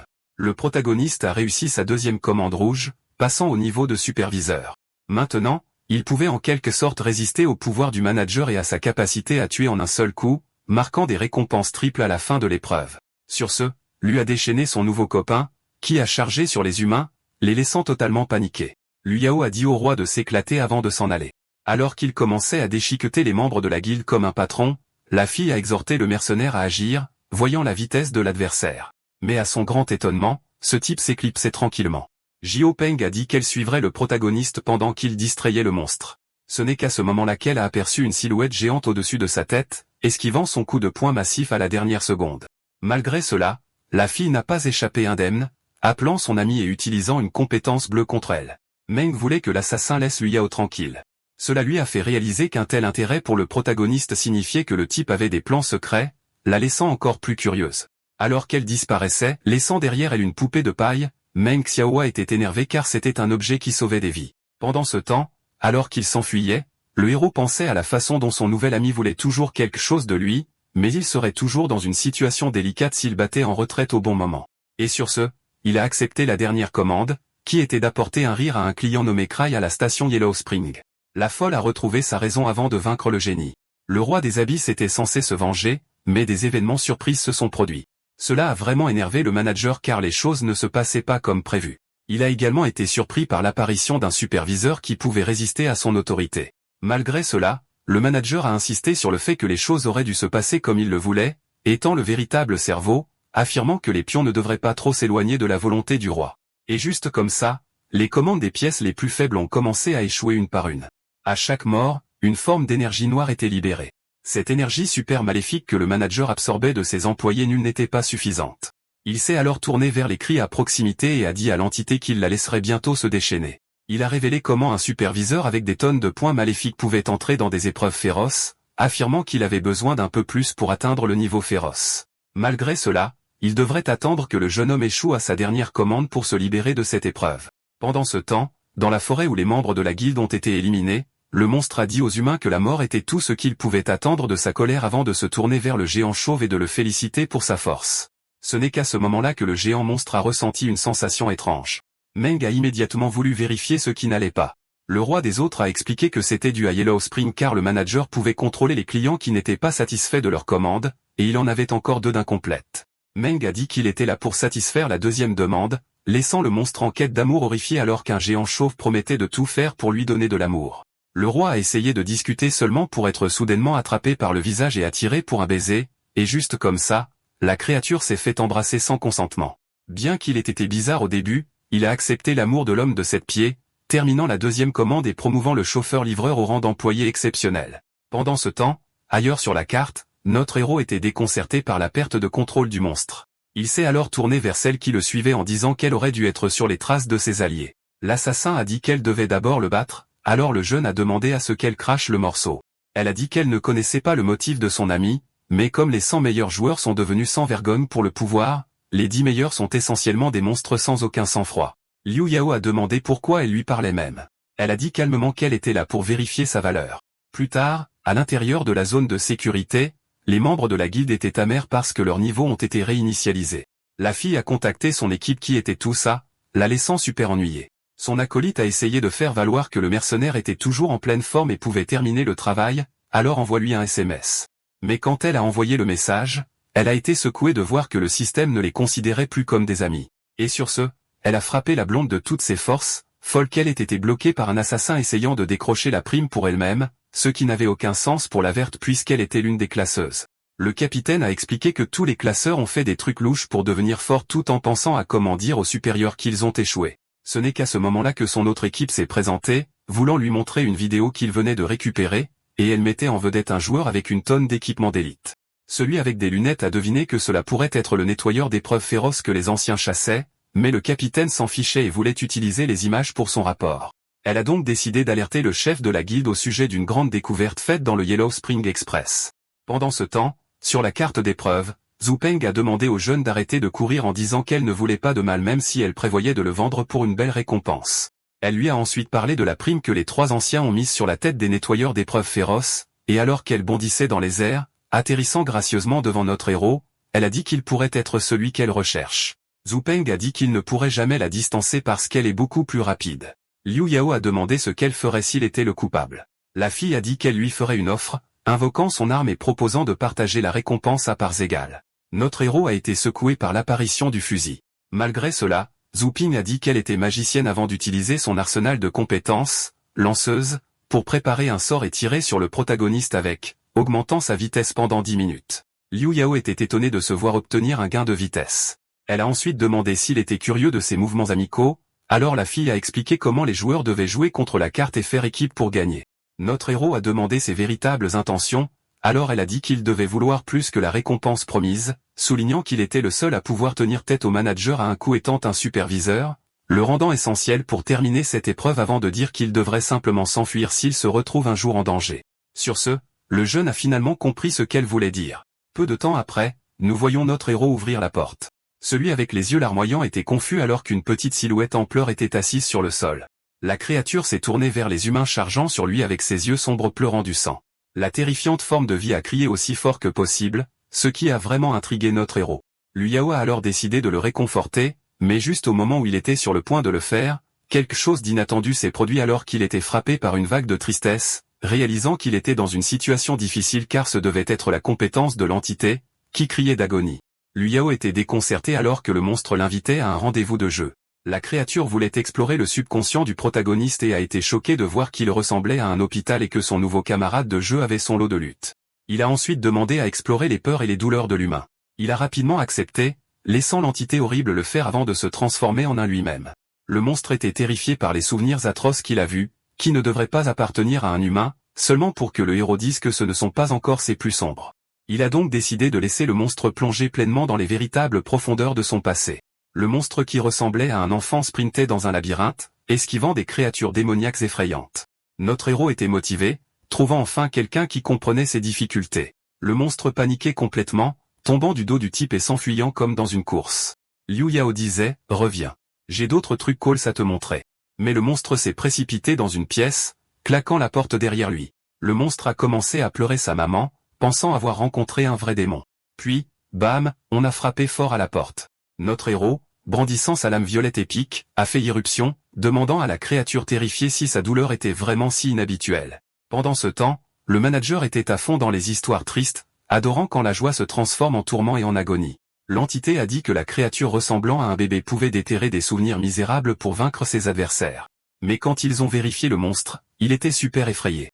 La créature, connue sous le nom de Cry, n'arrêtait pas de crier, disant à l'humain de dégager, puis lui ajouter quelque chose. Notre héros baissa les yeux, perplexe, et vit un jouet familier lui rappelant celui qu'il avait donné à la femme folle. Il réalisa que le monstre était en fait Xiao Xiao, la fille disparue de la femme folle. Le nom a sonné une cloche pour la créature qui a posé des questions sur sa mère, seulement pour être frappé d'un énorme mal de tête. Le jeune homme s'est précipité pour aider la petite fille qui s'était cogné la tête. Puis, de nulle part, une ficelle est sortie de sa peau. Le protagoniste a essayé d'esquiver la ficelle, mais a été touché et est tombé au sol. Soudain, d'autres fils ont jailli du dos de la fille. Liu Yao esquivait comme un ninja, essayant d'échapper au danger. Après avoir esquivé tous les fils, il a pris une pause, soulagé que le buffle de l'assassin ait encore du temps. Mais il réalisa qu'il avait été piégé car sa lame avait été scellée. Puis quelqu'un est entré, disant qu'ils avaient planté des fils écrailles comme dernière défense. Le manager a noté que les lames du héros étaient son atout le plus fort, il était donc préférable de les lui retirer. Il s'est excusé d'avoir pleuré car le pouvoir de Cry était trop fort, même pour lui. Il a rappelé à tout le monde de faire attention à ses manières au travail. Liu Yao pensait que c'était une inspection aléatoire, mais le vieil homme a dit qu'il était juste curieux de son travail, s'excusant pour le comportement de la petite créature, disant que ce n'était qu'un enfant, et a offert un siège à son superviseur. Le vieil homme a demandé si le jeune voulait discuter d'autre chose, et il était ouvert aux questions. Cela a plu au manager car la violence était mauvaise pour le lieu de travail. Le garçon confus a demandé ce qu'il voulait dire, alors le vieil homme a posé des questions sur la chose la plus cruciale dans les affaires, disant que c'était la demande. Il faut toujours s'assurer que le client a besoin de quelque chose.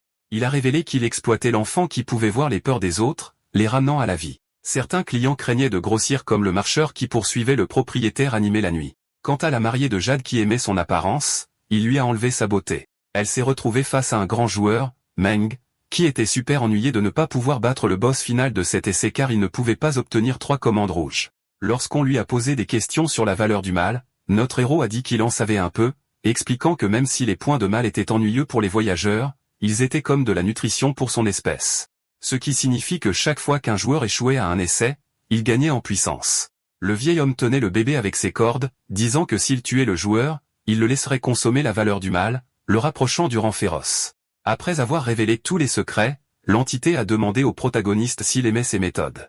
Le manager a exprimé sa curiosité quant aux horreurs que le petit voyait dans l'esprit de l'humain et a poliment suggéré de les dévoiler. D'accord. Attachez vos ceintures car cette histoire est sur le point de devenir folle. Alors le manager disait, non. Je vais bien, préférant rester ignorant, affirmant que les voyageurs disaient que l'ignorance est une bénédiction. Puis il a remis un pistolet à l'enfant. Jean, tiens, mets fin à tout ça. Boum. Le monde a fait kaboum. Mais le manager était tout curieux parce que l'enfant utilisait une console comme bouclier. Liu Yao, étant le type sage, a donné au manager quelques conseils de pro tout en activant un objet magique. Il disait, Faites attention à ses armes secrètes car il a utilisé une console à usage unique pour invoquer Slot. Mais coup de théâtre, le système disait « Désolé ». Slot est en pause, le laissant dans le pétrin. Le manager était secrètement soulagé et a déchaîné ses serviteurs. Mais avant même qu'ils ne puissent égratigner l'enfant, la plupart d'entre eux ont été anéantis, genre, instantanément. Liu Yao vivait sa meilleure vie avec une véritable arme démoniaque, pas une contrefaçon. C'était juste un oreiller, mais, bon, ça a marché. Voyant cela, le manager s'est dit, très bien. Je vais m'en occuper moi-même. L'enfant a dit à l'oreiller de s'en occuper, et il a foncé sur le manager, tranchant les cordes comme un couteau chaud dans du beurre. Le manager a été fracassé contre un mur par un oreiller, rien de moins. L'enfant était libre, et il a attrapé son arme, faisant la promotion de l'objet démoniaque. Il s'appelait le sommeil éternel, un oreiller qui guérit et attaque une fois par jour. La console a disparu, mais l'enfant était cool car elle avait fait son travail. Il tourna son attention vers l'enfant effrayé qui se cachait derrière une chaise, puis des cordes vertes réapparurent. L'enfant a essayé de se défendre avec sa lame, mais il y en avait trop, alors il s'est enfui.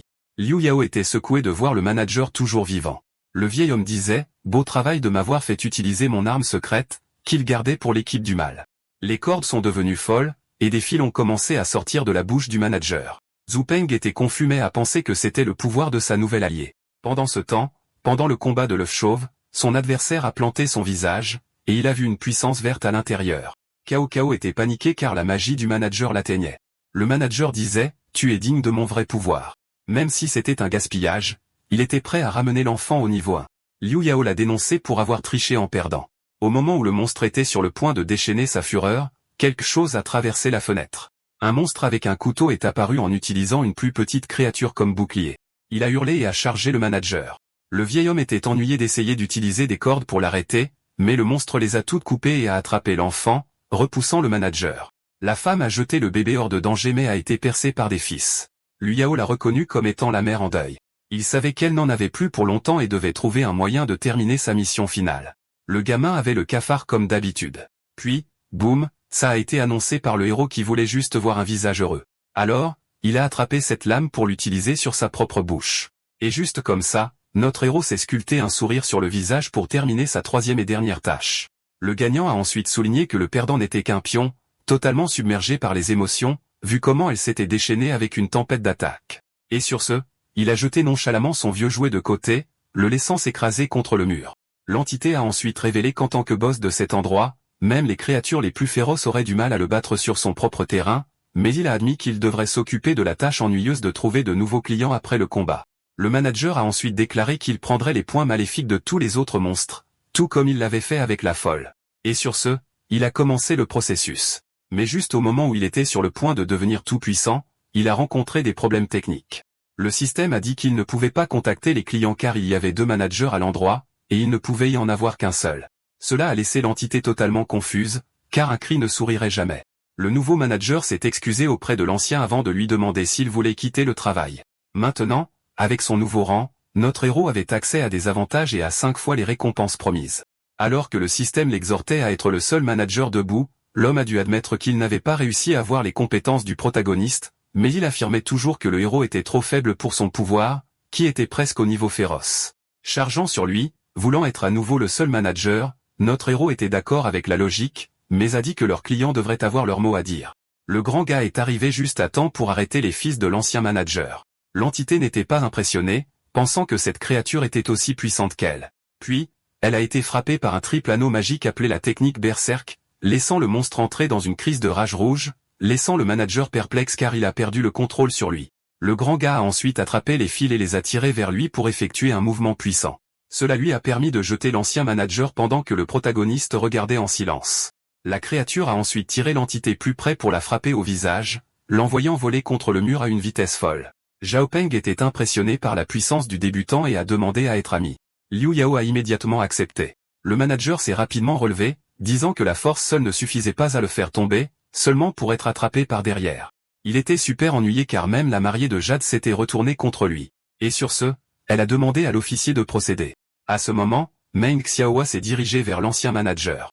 Le héros était confus qu'elle l'appelle officier, alors Peng a expliqué que c'était peut-être à cause de son mouvement interdit, le plus puissant parmi les voyageurs. Elle a ensuite exhorté le héros à détourner le regard. Le monstre a ensuite demandé à l'humain quel était son destin. Il a expliqué comment son pouvoir était la manipulation musculaire, lui permettant de renforcer n'importe quel muscle qu'il voulait avec la puissance de sortie dépendant du muscle lui-même. Lorsqu'on lui a demandé quel était le muscle humain le plus fort, le monstre a été horrifié, réalisant que c'était la langue, qui, selon son utilisateur, détruisait tout ce qu'elle croisait. Parce que l'homme aimait tellement son corps, un muscle obtiendrait un énorme coup de pouce, gagnant en puissance avec la compétence elle-même, et le muscle en question n'était autre que la langue. En raison du mécanisme, la langue de l'homme géant est devenue plus longue et a obtenu un effet de ralentissement plus une bonne pénétration.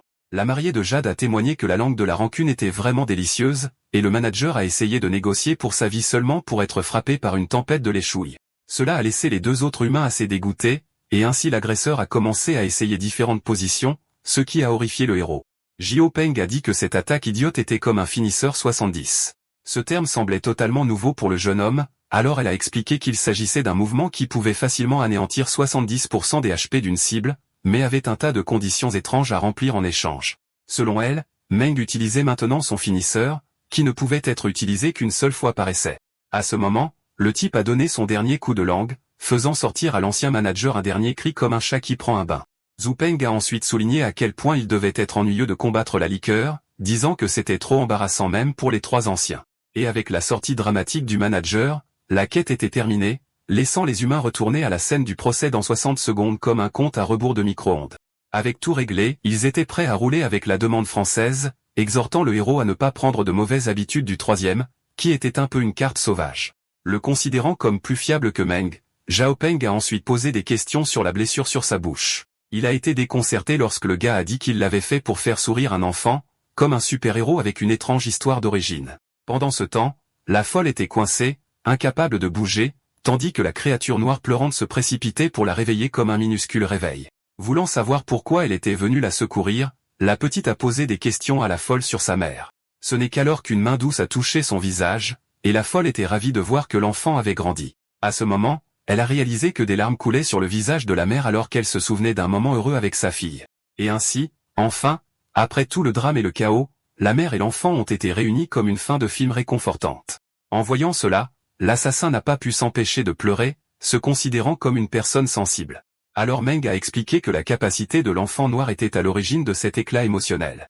Zhu Peng était soulagé, ayant craint qu'elle n'ait des sentiments avant de suggérer de faire équipe avec le débutant pour le prochain procès, vu son talent. Avec 5 secondes restantes avant la fin du procès, le géant a suggéré de se retrouver dans la ville principale où il demanderait au protagoniste. Et sur ce, Liu Yao leur a fait ses adieux alors qu'il se déconnectait, se sentant comme si un poids avait été levé. Il s'est ensuite tourné vers l'entité, l'exhortant à arrêter de faire semblant, vu que les autres voyageurs étaient partis. Les monstres étaient ennuyés que le manager ait survécu et curieux de savoir pourquoi Liu Yao restait après avoir terminé le procès. Alors il a expliqué comment il parcourait le jeu, cherchant un moyen de sauver sa propre vie comme un Indiana Jones numérique. Il a également dit qu'il serait mal de quitter le manager après avoir découvert qu'il était le cerveau. À ce moment, la quête principale sur la vérité d'El Faro Spring Express a officiellement commencé. Pour avoir terminé le procès et être devenu le manager, notre héros était maintenant prêt pour des récompenses épiques et un titre cool. Mais refuser le poste de manager et exposer la réalité de Yellow Springs pour la quête cachée changerait la récompense. Malgré cela, le jeune homme a décidé de se lancer, ce qui signifie qu'il resterait sur la carte un peu plus longtemps alors que le système lui souhaitait bonne chance. Peu de temps après, l'entité a souligné à quel point il était unique même parmi les voyageurs alors qu'il commençait à parler depuis une marionnette aléatoire, appelant Liu Yao par son prénom. Liu Yao était intrigué par la familiarité de ce type avec lui. L'entité l'a immédiatement dénoncé pour son ego, le reconnaissant comme le survivant de l'émission de rencontre, et a même prétendu connaître ses astuces cachées, comme sa compétence d'hypnotisation nécessitant un contact physique, ce que le jeune homme n'a pas nié. Il connaissait également ses ciseaux géants, capables de nuire aux monstres de niveau féroce. L'ancien manager a ensuite souligné la valeur maléfique élevée du jeune homme, lui permettant d'entrer dans des procès féroces, c'est pourquoi il le surveillait. Liu Yao a essayé de provoquer la créature qui parlait à travers une marionnette, et juste au moment où elle était sur le point de mordre à l'hameçon, elle a rapidement repris son sang-froid, seulement pour être poignardée à la tête par la mariée de Jade comme un rebondissement dans un thriller. Les monstres étaient confus alors que l'humain expliquait que ce n'était pas le véritable ennemi, affirmant que le manager décédé n'était qu'un vaisseau. À ce moment, le cerveau a pris le contrôle d'une autre marionnette, les félicitant pour leur rapidité de pensée qui leur a permis de prendre sa place. Le voyageur a ensuite souligné comment le véritable cerveau avait été préfiguré au début de cette aventure, car celui qui se nourrit des besoins de ses clients doit être le plus gourmand de tous. Selon le protagoniste, le véritable ennemi n'était autre que la volonté du service de livraison, se nourrissant des commandes ratées pour devenir tout-puissant. À ce moment, les nombreuses poupées brisées ont commencé à se lever du sol comme une histoire de jouets effrayante. Le gros enragé a immédiatement chargé sur eux, prêt à se battre, mais a été totalement déconcerté lorsqu'une marionnette déchirée s'est accrochée à sa jambe, l'arrêtant au milieu de sa charge. La maman a rapidement rappelé son arme, soulignant que les marionnettes avaient augmenté de niveau en puissance. L'entité a ensuite révélé le pot au rose à l'humain en disant que le désir est la vraie affaire pour toutes les formes de vie, une nature qui est généralement liée par des règles et des sens moraux. Alors que l'entité jouait selon ces règles, notre héros était différent. C'était un électron libre sans aucune restriction, ce qui faisait de lui le candidat idéal pour devenir le prochain directeur de Yellow Spring. La marionnette a commencé à envelopper l'humain avec des ficelles, vantant ses vibrations maléfiques massives et suggérant qu'il ne fasse qu'un pour devenir un être super puissant, mais le protagoniste savait qu'il ne serait qu'un pion. Il a donc essayé de faire valoir que, contrairement à elle, les voyageurs ne pouvaient pas puiser dans cette vibration maléfique. Mais Liu Yao était genre, non, ce n'est pas vrai. Puis il a déclenché la descente démoniaque. Pendant ce temps, ailleurs sur la carte, des éclairs illuminaient le ciel. 2 chasseurs sprintaient pour sauver leur vie, fuyant le mille-pattes.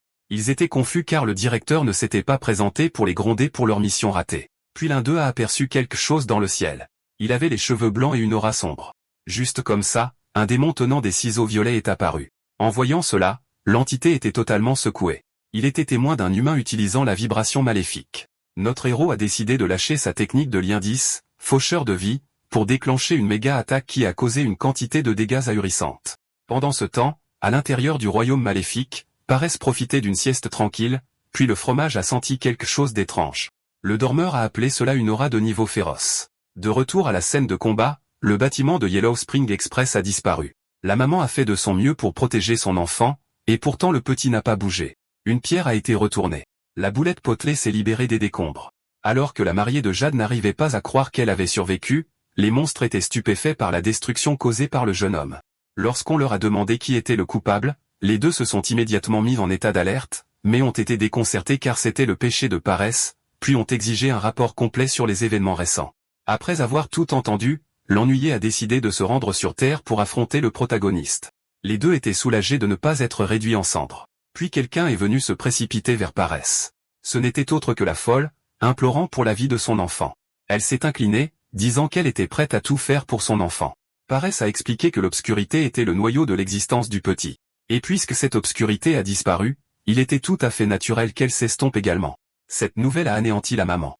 Paresse n'a pas pu le supporter et a décidé de lui faire un cadeau, en lui remettant un objet étrange. Il s'est avéré que c'était la lanterne azur de niveau bleu, qui vous permet d'absorber l'énergie de l'âme et de l'utiliser comme bon vous semble. En fin de compte, le démon a expliqué que cet objet avait besoin de quelqu'un pour sacrifier sa vie, mais même dans ce cas, la cible perdrait ses souvenirs. Elle a demandé à la maman de bien réfléchir avant de se décider, connaissant les conséquences de la définition de son âme. Et sur ce, la folle a pleuré une dernière fois, puis a déclenché la lanterne azur. Elle voulait raconter à son enfant une dernière histoire sur une petite fille qui pleurait pour tout jusqu'au jour où elle a reçu une poupée à laquelle elle s'est super attachée. À partir de ce jour, la petite fille a tout partagé avec son jouet. Et sur ce, la petite est devenue plus joyeuse et a commencé à grandir. À ce moment-là, la petite fille a ouvert les yeux et s'est réveillée. Au début, elle ne savait pas où elle était, mais elle a remarqué quelque chose qui l'a fait sourire jusqu'aux oreilles.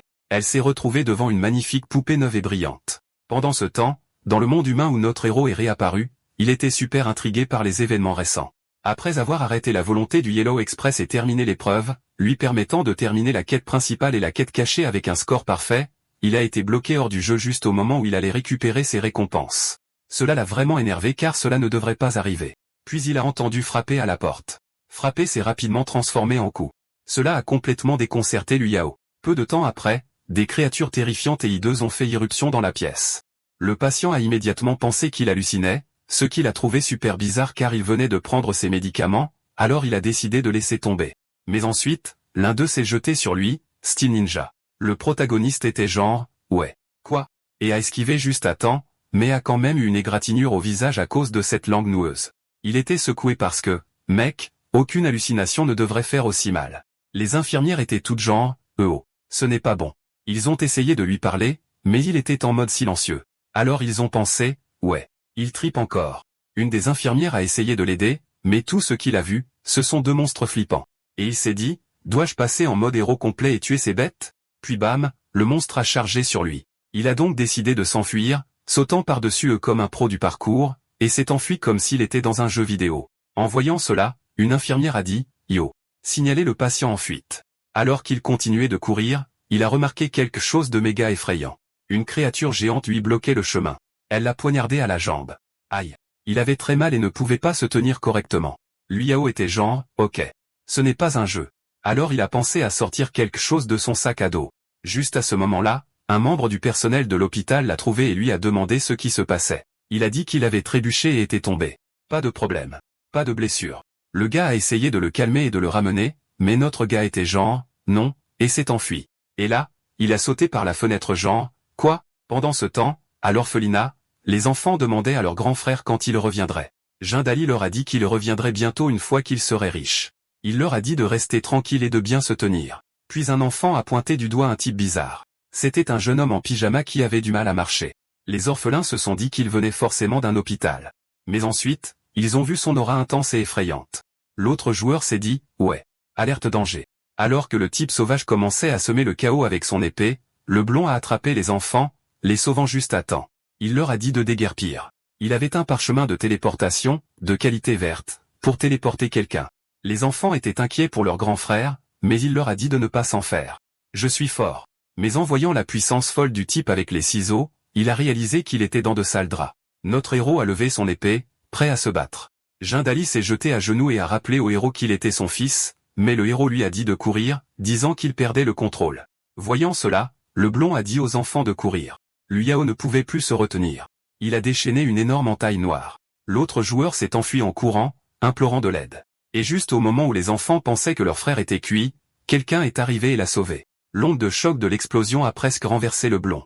Il a ouvert les yeux et a vu une créature d'un autre royaume. C'était Slot, qui louait la volonté du héros d'avoir résisté à la source du mal, même un court instant. Elle n'était pas surprise par les compétences de celui qu'elle avait choisi, disant que lui donner la descente du démon était une excellente idée. Puis elle a utilisé sa compétence, Requiem des 7 péchés capitaux, gelant la zone autour d'elle et créant une ambiance super relaxante. Les enfants ont été émerveillés par la neige et ont commencé à se sentir somnolents avant de s'endormir au pays des rêves.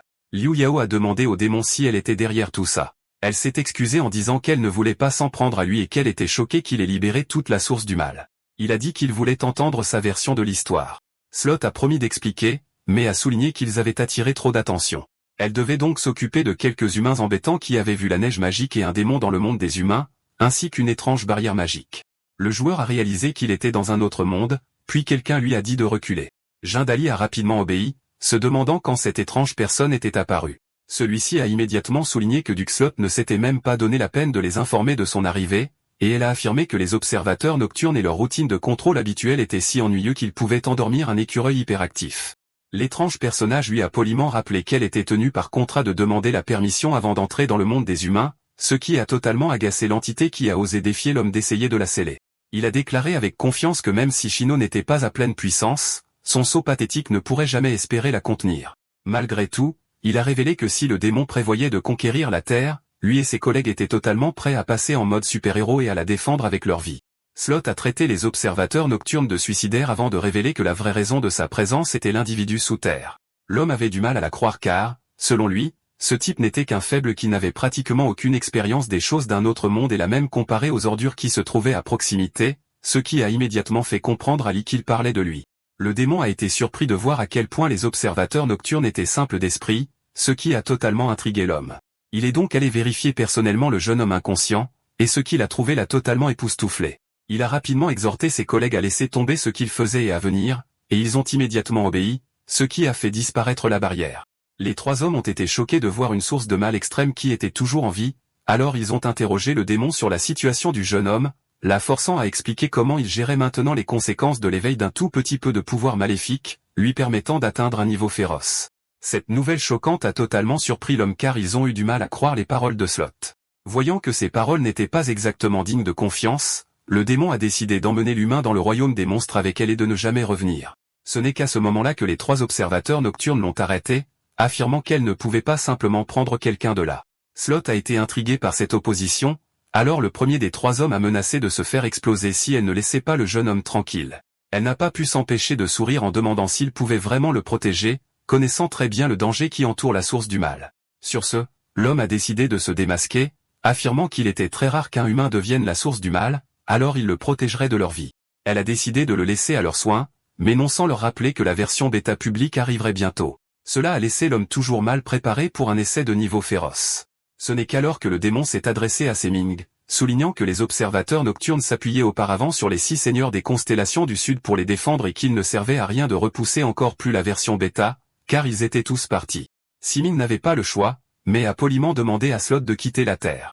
Elle a décidé de le faire immédiatement, mais avant cela, elle s'est penchée près des héros et l'a embrassé sur le front. Le vieil homme était intrigué. Le type troublé a affirmé qu'elle ne lui donnait qu'un bouclier de conscience définitif, et il l'a donc exhorté à continuer. Sur ce, la créature est finalement partie. L'un des observateurs nocturnes a essayé de faire valoir qu'il n'était pas nécessaire d'utiliser un baiser pour lancer le sort de protection, alors le vieux lui a dit de la fermer. Pendant ce temps, Jindali, qui se cachait, était soulagé de voir que son père était indemne. Pourtant, il a commencé à penser qu'il était aussi mauvais que les précédents qui avaient failli l'éliminer, mais il n'a pas pu s'empêcher de réaliser que ce qui s'était passé était hors du contrôle du héros. Et alors qu'il essayait de jeter un meilleur coup d'œil, il a soudain été surpris par un homme qui apparaissait derrière lui et se présentant comme Yuzuan. L'observateur nocturne a affirmé qu'il y avait un grand talent chez le garçon et qu'il pouvait le faire ressortir pour le bon prix, mais Jindali était terrifié et a demandé à être laissé tranquille. L'homme a refusé, affirmant qu'il était trop faible pour survivre à la version bêta publique. Et juste comme ça, le blond a été traîné par le pantalon. Pendant ce temps, ailleurs sur Terre, devant un tableau de primes, Zhou Peng était perdue dans ses pensées. Elle était tellement agacée d'être ignorée qu'elle a même décidé de tuer le héros la prochaine fois qu'ils se rencontreraient. À ce moment-là, son téléphone a commencé à sonner. Et dès qu'elle a décroché, son oncle lui a crié dessus, lui reprochant ses mauvaises manières. Selon l'accès, les observateurs nocturnes ne devraient plus exister, et il a affirmé qu'elle raccrocherait si elle n'avait besoin de rien d'elle. Le type essayait d'expliquer qu'ils avaient une mission pour elle, mais elle était du genre, non, pas intéressée. Mais ensuite, il a mentionné une méga récompense, et tout à coup, elle était à fond dans cette vie de gentillesse et de générosité. Pendant ce temps, à l'orphelinat Sacredat, un petit type a demandé à l'homme ce qui s'était passé. Le type s'est présenté comme un médecin et a demandé si l'enfant se souvenait de quelque chose de l'incident. L'enfant a juste secoué la tête comme, non, rien. Alors le médecin lui a dit, prends soin de toi, gamin. Plus tard, lorsqu'on lui a posé des questions sur les résultats, le joueur a dit que l'adversaire avait un pouvoir d'effacement de la mémoire, mais a dit à son copain de faire savoir à l'Énexion qu'il garderait un œil sur le héros. Et puis, boum, une guerre totale a éclaté entre les créatures angéliques et démoniaques. Les guerriers zélés ont réalisé qu'ils devaient abattre leur roi pour arrêter le chaos, mais le dieu démon était bien trop puissant. Il a exhibé son pouvoir, affirmant qu'il était la source du mal tout en effaçant les attaquants de la carte. Ensuite, les créatures ont invoqué les 7 péchés capitaux pour juger ce royaume. À ce moment-là, quelqu'un a réveillé notre héros. Il ouvrit brusquement les yeux, totalement confus quant à l'endroit où il se trouvait. Le protagoniste a remarqué un cercle magique massif au-dessus de sa tête avec un tas de sorciers chantant un puissant sort. Il était intrigué lorsque Slot lui a expliqué qu'il revivait les anciens souvenirs de la précédente source du mal. Elle est apparue sous une forme astrale disant qu'elle avait mis un peu de son esprit dans le sien, et il aurait perdu le contrôle s'il ne s'était pas réveillé. Liu Yao a ensuite demandé des nouvelles du royaume humain, et elle a décidé de le lui montrer, le laissant super curieux alors qu'il se tenait devant Zhou Peng. Dans le monde réel, notre héros était enchaîné. La jeune fille a confronté son oncle en lui disant qu'il avait perdu la tête. Il a été choqué par son impertinence, mais l'a ignoré, lui demandant si elle connaissait le nouveau vaisseau du mal. Elle a confirmé qu'elle le connaissait mais n'était pas au courant de sa véritable identité. Zhou Peng a ensuite posé des questions sur le blond qui était en fait Jindali, se demandant s'il devait se lier d'amitié avec la jeune fille qui semblait proche du protagoniste. Il a donc essayé de se présenter, mais a été interrompu par un assassin qui a sorti une arme. Avant qu'elle ne puisse tirer sur notre héros, elle a été super agacée quand le vieil homme est intervenu à la dernière seconde. Il a expliqué qu'ils avaient besoin de la source du mal en vie, c'est pourquoi il a arrêté la balle. Voyant cela, le blond était totalement paniqué. Zhou Peng a exigé une explication, dénonçant la mort de son maître. Le vieil homme a souligné combien de temps auparavant Silu et Shang Shang s'étaient sacrifiés pour activer le réseau qui a vaincu l'ennemi lors de la dernière guerre, Yanzhou souffrant de blessures irrémédiables. Sur ce, Zhou Peng a décidé de le confronter pour avoir protégé la source du mal en sachant ce qu'elle avait fait. Elle a expliqué que les 6 divisions avaient disparu et que les 3 anciens n'étaient plus unis à cause du précédent vaisseau du mal.